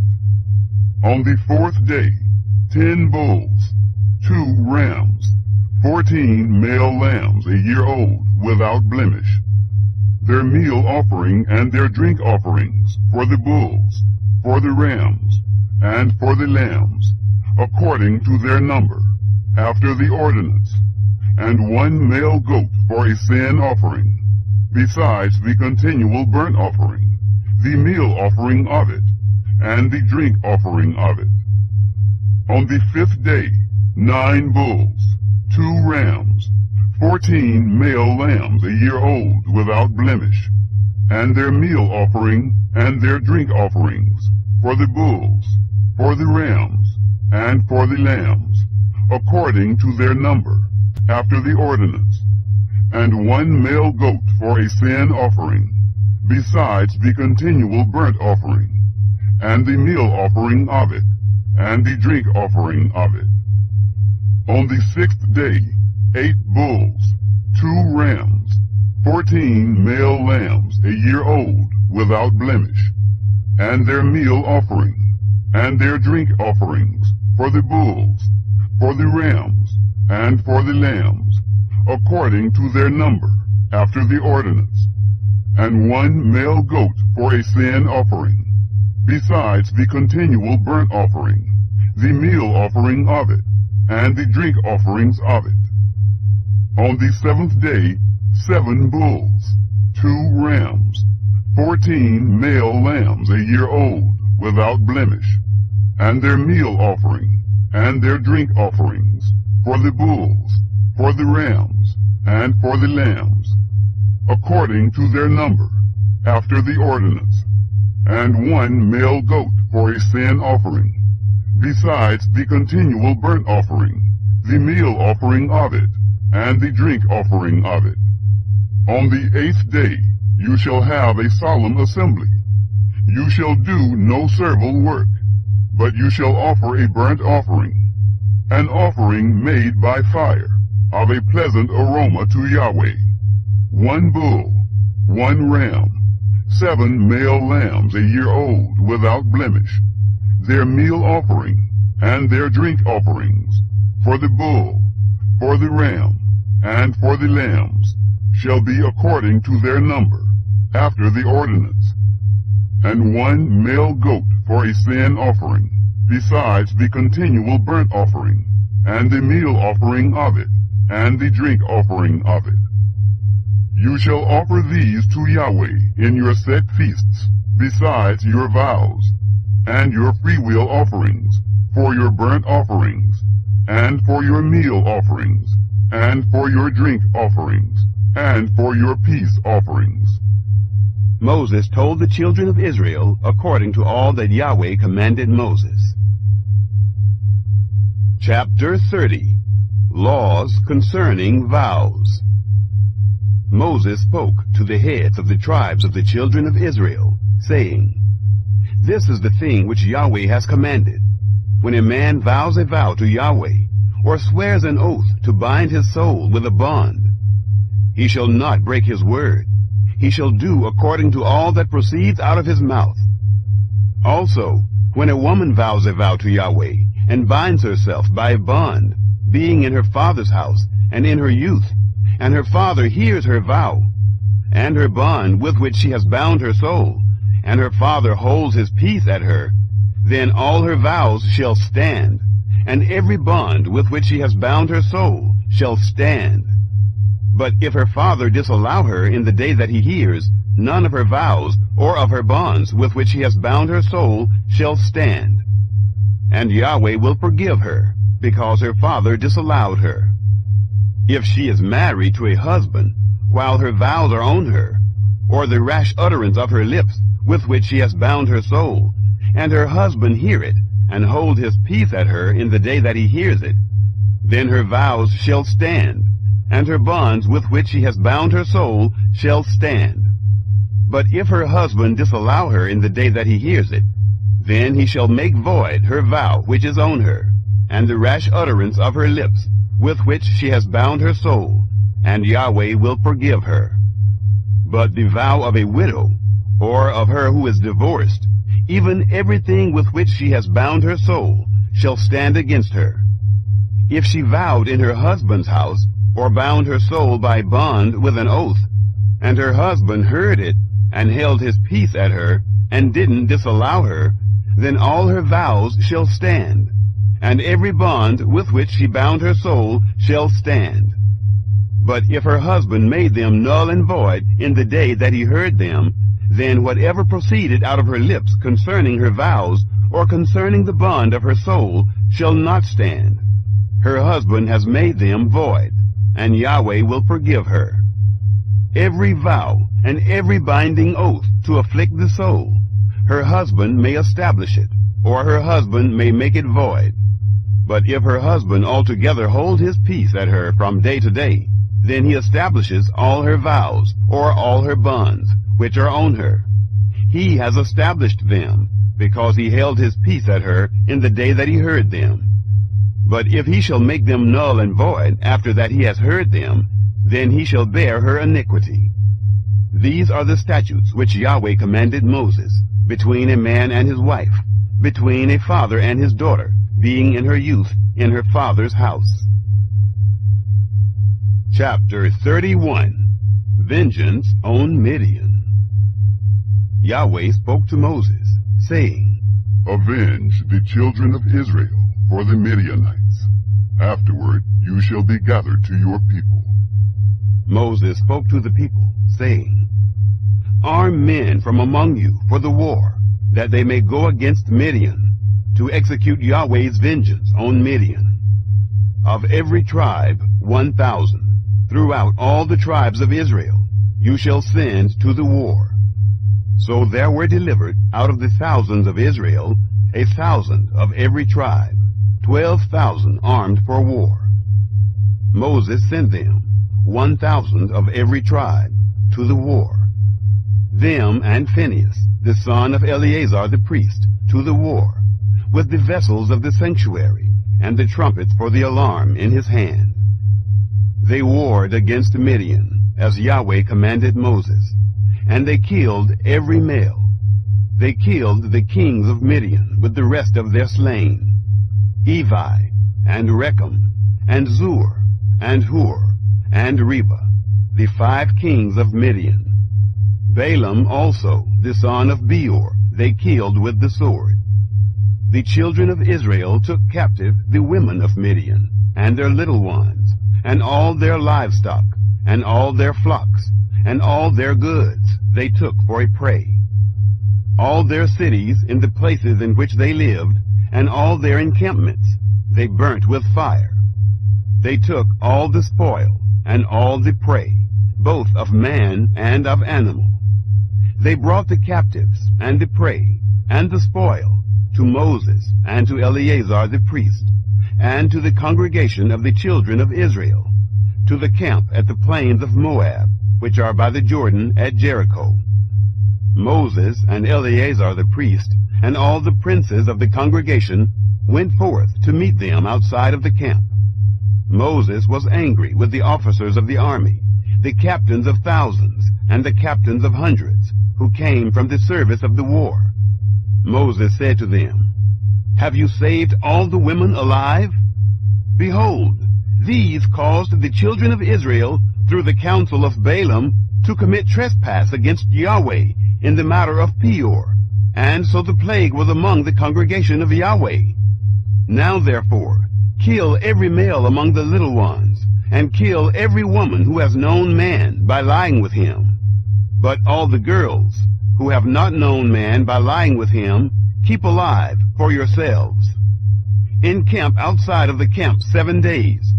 Whoever has killed any person, and whoever has touched any slain, purify yourselves on the 3rd day, and on the 7th day, you and your captives. As to every garment, and all that is made of skin, and all work of goat's hair, and all things made of wood, you shall purify yourselves." Eleazar the priest said to the men of war who went to the battle, "This is the statute of the law which Yahweh has commanded Moses. However, the gold and the silver, the brass, the iron, the tin, and the lead, everything that may withstand the fire, you shall make to go through the fire, and it shall be clean. Nevertheless, it shall be purified with the water for impurity. And all that doesn't withstand the fire, you shall make to go through the water. You shall wash your clothes on the 7th day, and you shall be clean. And afterward you shall come into the camp." Division of the spoils. Yahweh spoke to Moses, saying, "Take the sum of the prey that was taken, both of man and of animal, you and Eleazar the priest, and the heads of the fathers' houses of the congregation, and divide the prey into 2 parts, between the men skilled in war who went out to battle, and all the congregation. Levy a tribute to Yahweh of the men of war who went out to battle, 1 soul of 500, both of the persons, and of the cattle, and of the donkeys, and of the flocks. Take it of their half, and give it to Eleazar the priest for Yahweh's wave offering. Of the children of Israel's half, you shall take 1 drawn out of every 50, of the persons, of the cattle, of the donkeys, and of the flocks, even of all the livestock, and give them to the Levites, who perform the duty of the tabernacle of Yahweh." Moses and Eleazar the priest did as Yahweh commanded Moses. Now the prey, over and above the booty which the men of war took, was 675,000 sheep, and 72,000 head of cattle, and 61,000 donkeys, and 32,000 persons in all, of the women who had not known man by lying with him. The half, which was the portion of those who went out to war, was in number 337,500 sheep, and Yahweh's tribute of the sheep was 675. The cattle were 36,000, of which Yahweh's tribute was 72. The donkeys were 30,500, of which Yahweh's tribute was 61. The persons were 16,000, of whom Yahweh's tribute was 32 persons. Moses gave the tribute, which was Yahweh's wave offering, to Eleazar the priest, as Yahweh commanded Moses. Of the children of Israel's half, which Moses divided off from the men who warred, now the congregation's half was 337,500 sheep, and 36,000 head of cattle, and 30,500 donkeys, and 16,000 persons. Even of the children of Israel's half, Moses took one drawn out of every 50, both of man and of animal, and gave them to the Levites, who performed the duty of the tabernacle of Yahweh, as Yahweh commanded Moses. The voluntary offering. The officers who were over the thousands of the army, the captains of thousands and the captains of hundreds, came near to Moses. And they said to Moses, "Your servants have taken the sum of the men of war who are under our command, and there lacks not one man of us. We have brought Yahweh's offering, what every man has gotten, of jewels of gold, armlets and bracelets, signet rings, earrings, and necklaces, to make atonement for our souls before Yahweh." Moses and Eleazar the priest took the gold of them, even all worked jewels. All the gold of the wave offering that they offered up to Yahweh, of the captains of thousands and of the captains of hundreds, was 16,750 shekels. For the men of war had taken booty, every man for himself.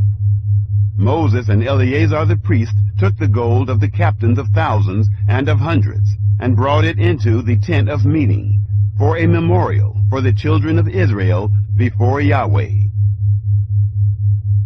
Chapter 32. Reuben and Gad ask for Gilead. Now the children of Reuben and the children of Gad had a very great multitude of livestock. And when they saw the land of Jazer and the land of Gilead, that, behold, the place was a place for livestock, the children of Gad and the children of Reuben came and spoke to Moses and to Eleazar the priest, and to the princes of the congregation, saying, Adaroth and Dibon and Jazer and Nimrah and Heshbon and Elealeh and Sebum and Nebo and beyond, the land which Yahweh struck before the congregation of Israel, is a land for livestock, and your servants have livestock. They said, If we have found favor in your sight, let this land be given to your servants for a possession. Don't bring us over the Jordan. Moses reproves Reuben and Gad. Moses said to the children of Gad and to the children of Reuben, Shall your brothers go to the war, and shall you sit here? Why do you discourage the heart of the children of Israel from going over into the land which Yahweh has given them? Your fathers did so when I sent them from Kadesh Barnea to see the land. For when they went up to the valley of Eshcol and saw the land, they discouraged the heart of the children of Israel, that they should not go into the land which Yahweh had given them. Yahweh's anger was kindled in that day, and he swore, saying, Surely none of the men who came up out of Egypt, from 20 years old and upward, shall see the land which I swore to Abraham, to Isaac, and to Jacob, because they have not wholly followed me, except Caleb, the son of Jephunneh, the Kenizzite, and Joshua, the son of Nun, because they have followed Yahweh completely. Yahweh's anger was kindled against Israel, and he made them wander back and forth in the wilderness 40 years, until all the generation who had done evil in the sight of Yahweh was consumed. Behold, you have risen up in your father's place, an increase of sinful men, to augment yet the fierce anger of Yahweh toward Israel. For if you turn away from after him, he will yet again leave them in the wilderness, and you will destroy all this people. Reuben and Gad appease Moses. They came near to him and said, We will build sheepfolds here for our livestock, and cities for our little ones, but we ourselves will be ready armed to go before the children of Israel, until we have brought them to their place, and our little ones shall dwell in the fortified cities, because of the inhabitants of the land. We will not return to our houses until the children of Israel have inherited every man his inheritance. For we will not inherit with them on the other side of the Jordan and forward, because our inheritance is fallen to us on this side of the Jordan, eastward. Moses said to them, If you will do this thing, if you will arm yourselves to go before Yahweh to the war, and every armed man of you will pass over the Jordan before Yahweh until he has driven out his enemies from before him, and the land is subdued before Yahweh, then afterward you shall return, and be guiltless towards Yahweh, and towards Israel. And this land shall be to you for a possession before Yahweh. But if you will not do so, behold, you have sinned against Yahweh, and be sure your sin will find you out. Build cities for your little ones, and folds for your sheep, and do that which has proceeded out of your mouth.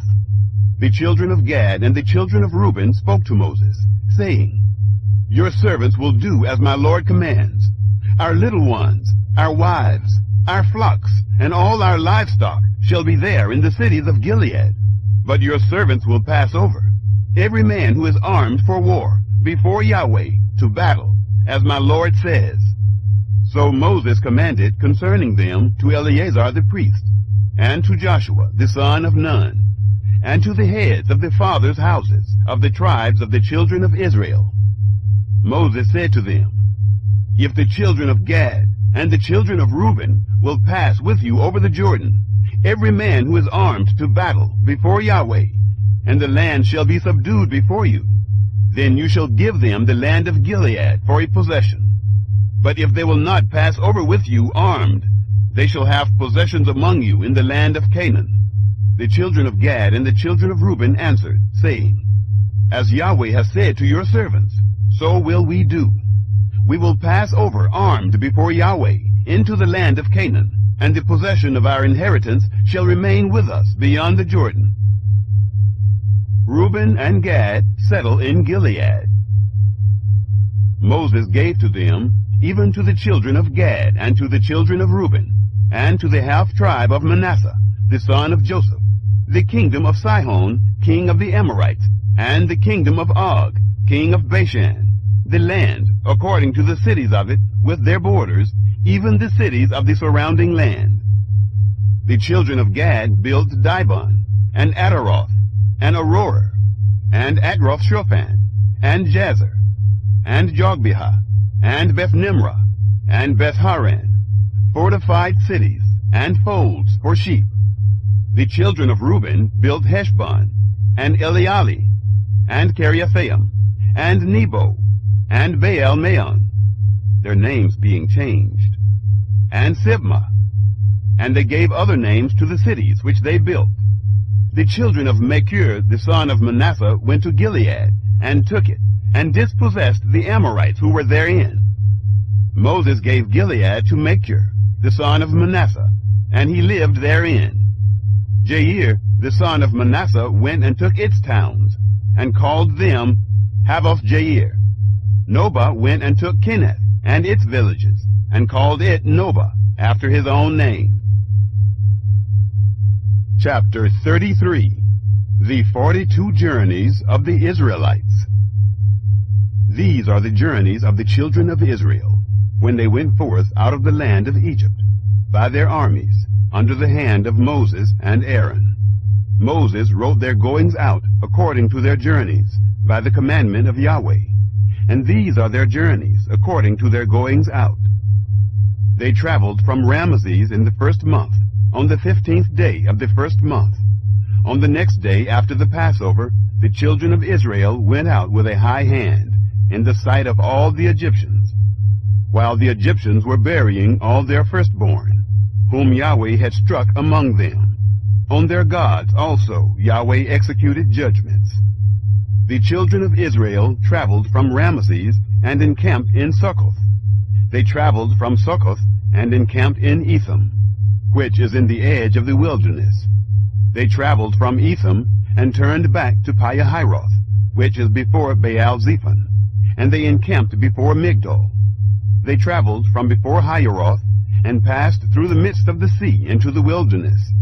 And they went 3 days' journey in the wilderness of Etham, and encamped in Marah. They traveled from Marah and came to Elim, and in Elim were 12 springs of water, and 70 palm trees, and they encamped there. They traveled from Elim and encamped by the Red Sea. They traveled from the Red Sea and encamped in the wilderness of Sin. They traveled from the wilderness of Sin and encamped in Dophkah. They traveled from Dophkah and encamped in Alush. They traveled from Alush and encamped in Rephidim, where there was no water for the people to drink. They traveled from Rephidim and encamped in the wilderness of Sinai. They traveled from the wilderness of Sinai and encamped in Kibroth-Hattaavah. They traveled from Kibroth-Hattaavah and encamped in Hazeroth. They traveled from Hazeroth and encamped in Rithmah. They traveled from Rithmah and encamped in Rimmon-Perez. They traveled from Rimmon-Perez and encamped in Libnah. They traveled from Libnah and encamped in Rissah. They traveled from Rissah and encamped in Kehelatha. They traveled from Kehelatha and encamped in Mount Shepher. They traveled from Mount Shepher and encamped in Harada. They traveled from Harada and encamped in Makaloth. They traveled from Makaloth and encamped in Tahath. They traveled from Tahath and encamped in Terah. They traveled from Terah and encamped in Mithkah. They traveled from Mithkah and encamped in Hashmonah.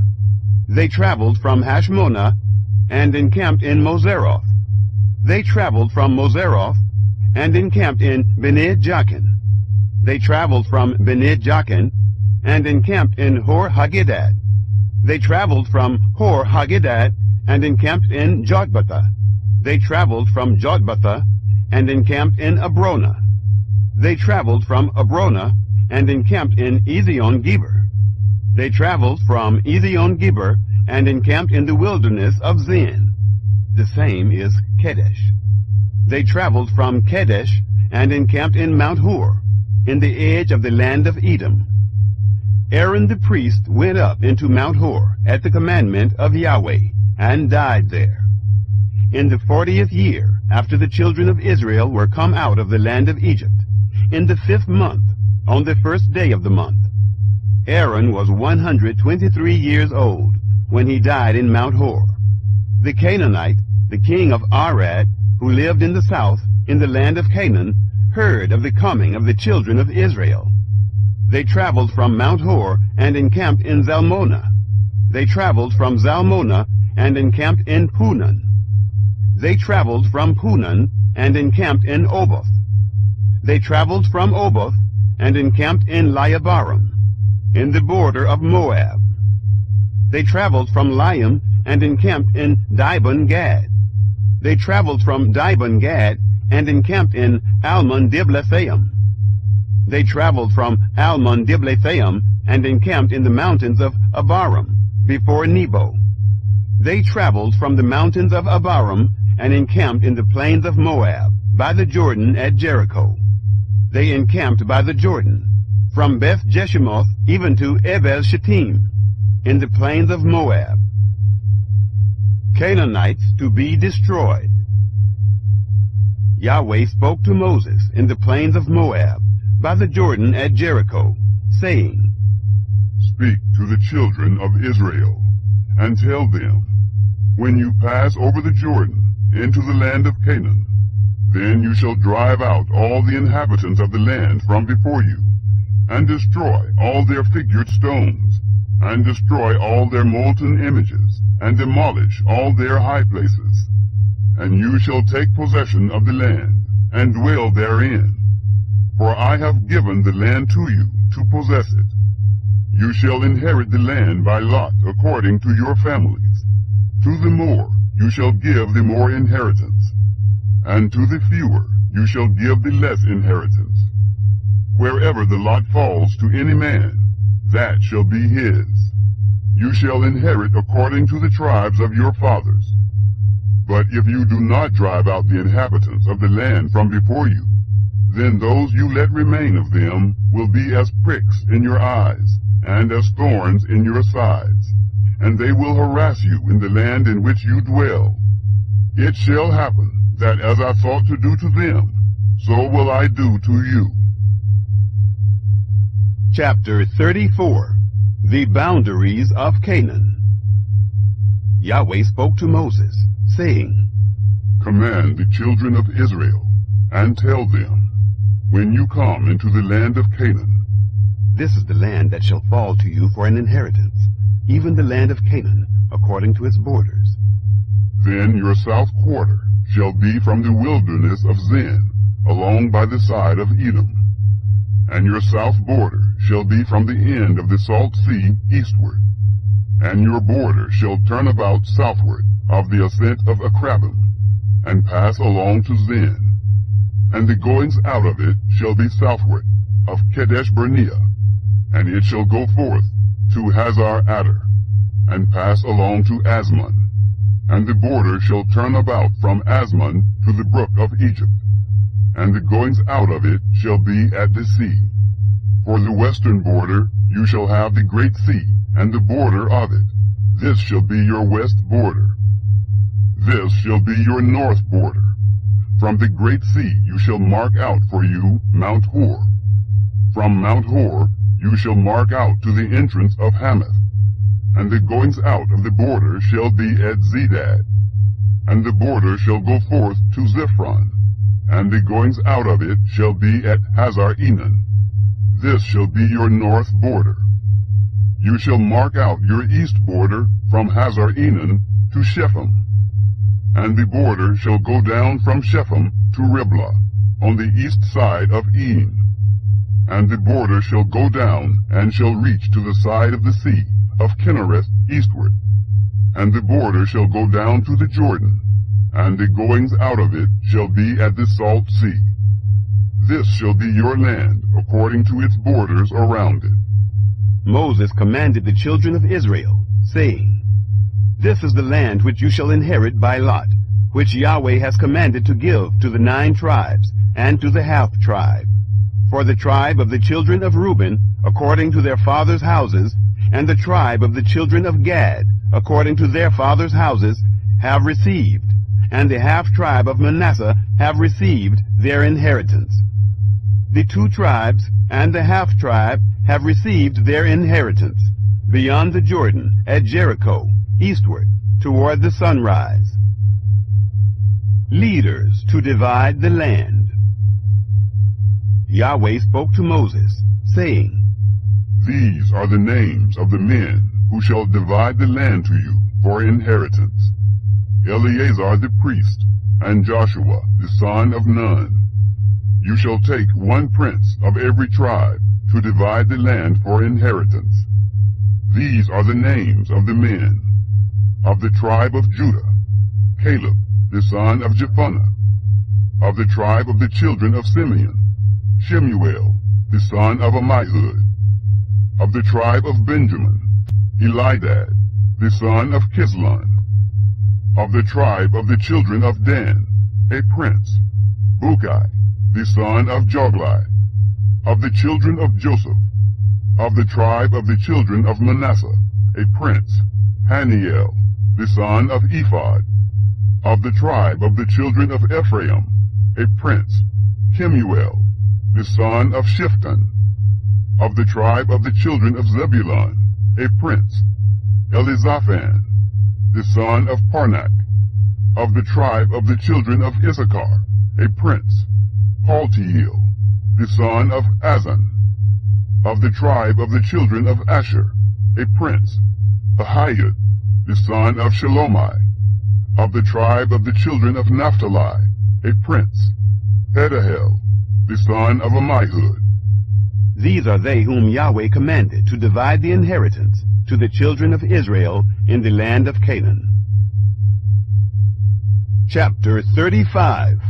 48 cities for the Levites. Yahweh spoke to Moses in the plains of Moab, by the Jordan at Jericho, saying, Command the children of Israel that they give to the Levites of the inheritance of their possession cities to dwell in.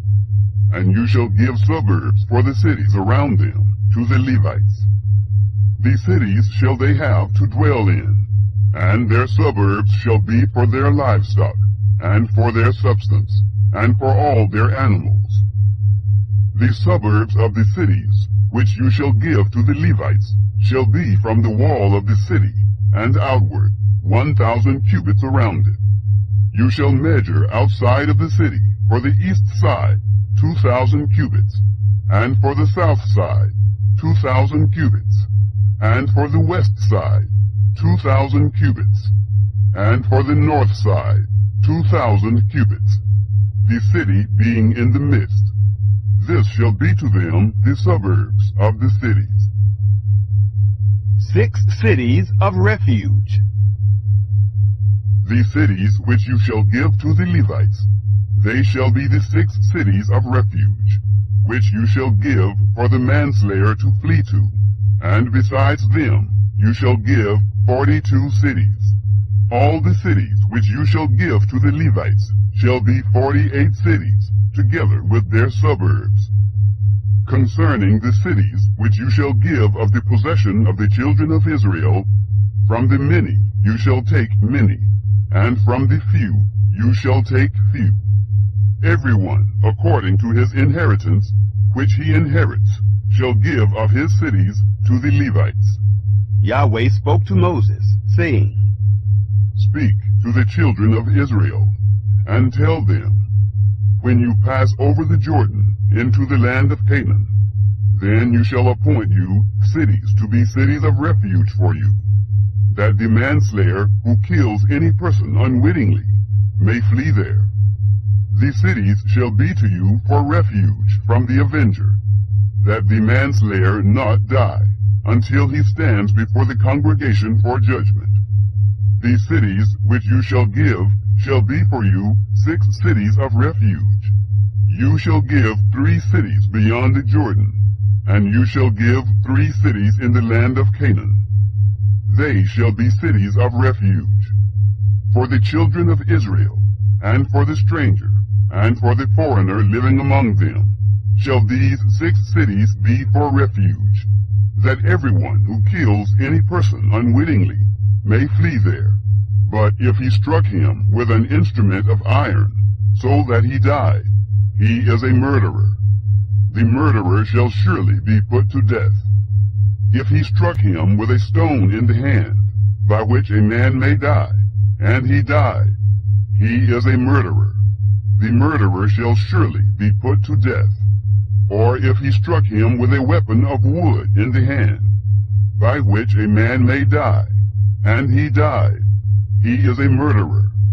The murderer shall surely be put to death. The avenger of blood shall himself put the murderer to death. When he meets him, he shall put him to death. If he thrust him of hatred, or hurled at him, lying in wait, so that he died, or in enmity struck him with his hand, so that he died, he who struck him shall surely be put to death. He is a murderer. The avenger of blood shall put the murderer to death when he meets him. But if he thrust him suddenly, without enmity, or hurled on him anything without lying in wait, or with any stone, by which a man may die, not seeing him, and cast it on him, so that he died, and he was not his enemy, neither sought his harm, then the congregation shall judge between the striker and the avenger of blood, according to these ordinances. And the congregation shall deliver the manslayer out of the hand of the avenger of blood, and the congregation shall restore him to his city of refuge, where he was fled, and he shall dwell therein until the death of the high priest, who was anointed with holy oil. But if the manslayer shall at any time go beyond the border of his city of refuge, where he flees, and the avenger of blood find him outside of the border of his city of refuge, and the avenger of blood kill the manslayer, he shall not be guilty of blood, because he should have remained in his city of refuge until the death of the high priest. But after the death of the high priest, the manslayer shall return into the land of his possession. These things shall be for a statute and ordinance to you throughout your generations in all your dwellings. Whoever kills any person, the murderer shall be slain at the mouth of witnesses. But one witness shall not testify against any person that he die. Moreover, you shall take no ransom for the life of a murderer who is guilty of death, but he shall surely be put to death. You shall take no ransom for him who is fled to his city of refuge, that he may come again to dwell in the land, until the death of the priest. So you shall not pollute the land in which you are. For blood, it pollutes the land, and no expiation can be made for the land, for the blood that is shed therein, but by the blood of him who shed it. You shall not defile the land which you inhabit, in the midst of which I dwell. For I, Yahweh, dwell in the midst of the children of Israel. Chapter 36. Zelophehad's daughters marry. The heads of the fathers' houses of the family of the children of Gilead, the son of Machir, the son of Manasseh, of the families of the sons of Joseph, came near and spoke before Moses, and before the princes, the heads of the fathers' houses of the children of Israel. And they said, Yahweh commanded my Lord to give the land for inheritance by lot to the children of Israel. And my Lord was commanded by Yahweh to give the inheritance of Zelophehad, our brother, to his daughters. If they are married to any of the sons of the other tribes of the children of Israel, then will their inheritance be taken away from the inheritance of our fathers, and will be added to the inheritance of the tribe whereunto they shall belong. So will it be taken away from the lot of our inheritance. When the jubilee of the children of Israel shall be, then will their inheritance be added to the inheritance of the tribe whereunto they shall belong. So will their inheritance be taken away from the inheritance of the tribe of our fathers. Moses commanded the children of Israel according to the word of Yahweh, saying, The tribe of the sons of Joseph speaks right. This is the thing which Yahweh does command concerning the daughters of Zelophehad, saying, Let them be married to whom they think best. Only into the family of the tribe of their father shall they be married. So shall no inheritance of the children of Israel remove from tribe to tribe. For the children of Israel shall all keep the inheritance of the tribe of his fathers. Every daughter who possesses an inheritance in any tribe of the children of Israel shall be wife to one of the family of the tribe of her father, that the children of Israel may possess every man the inheritance of his fathers. So shall no inheritance remove from one tribe to another tribe, for the tribes of the children of Israel shall each keep his own inheritance. The daughters of Zelophehad did as Yahweh commanded Moses. For Mahlah, Tirzah, and Hoglah, and Milcah, and Noah, the daughters of Zelophehad, were married to their father's brothers' sons.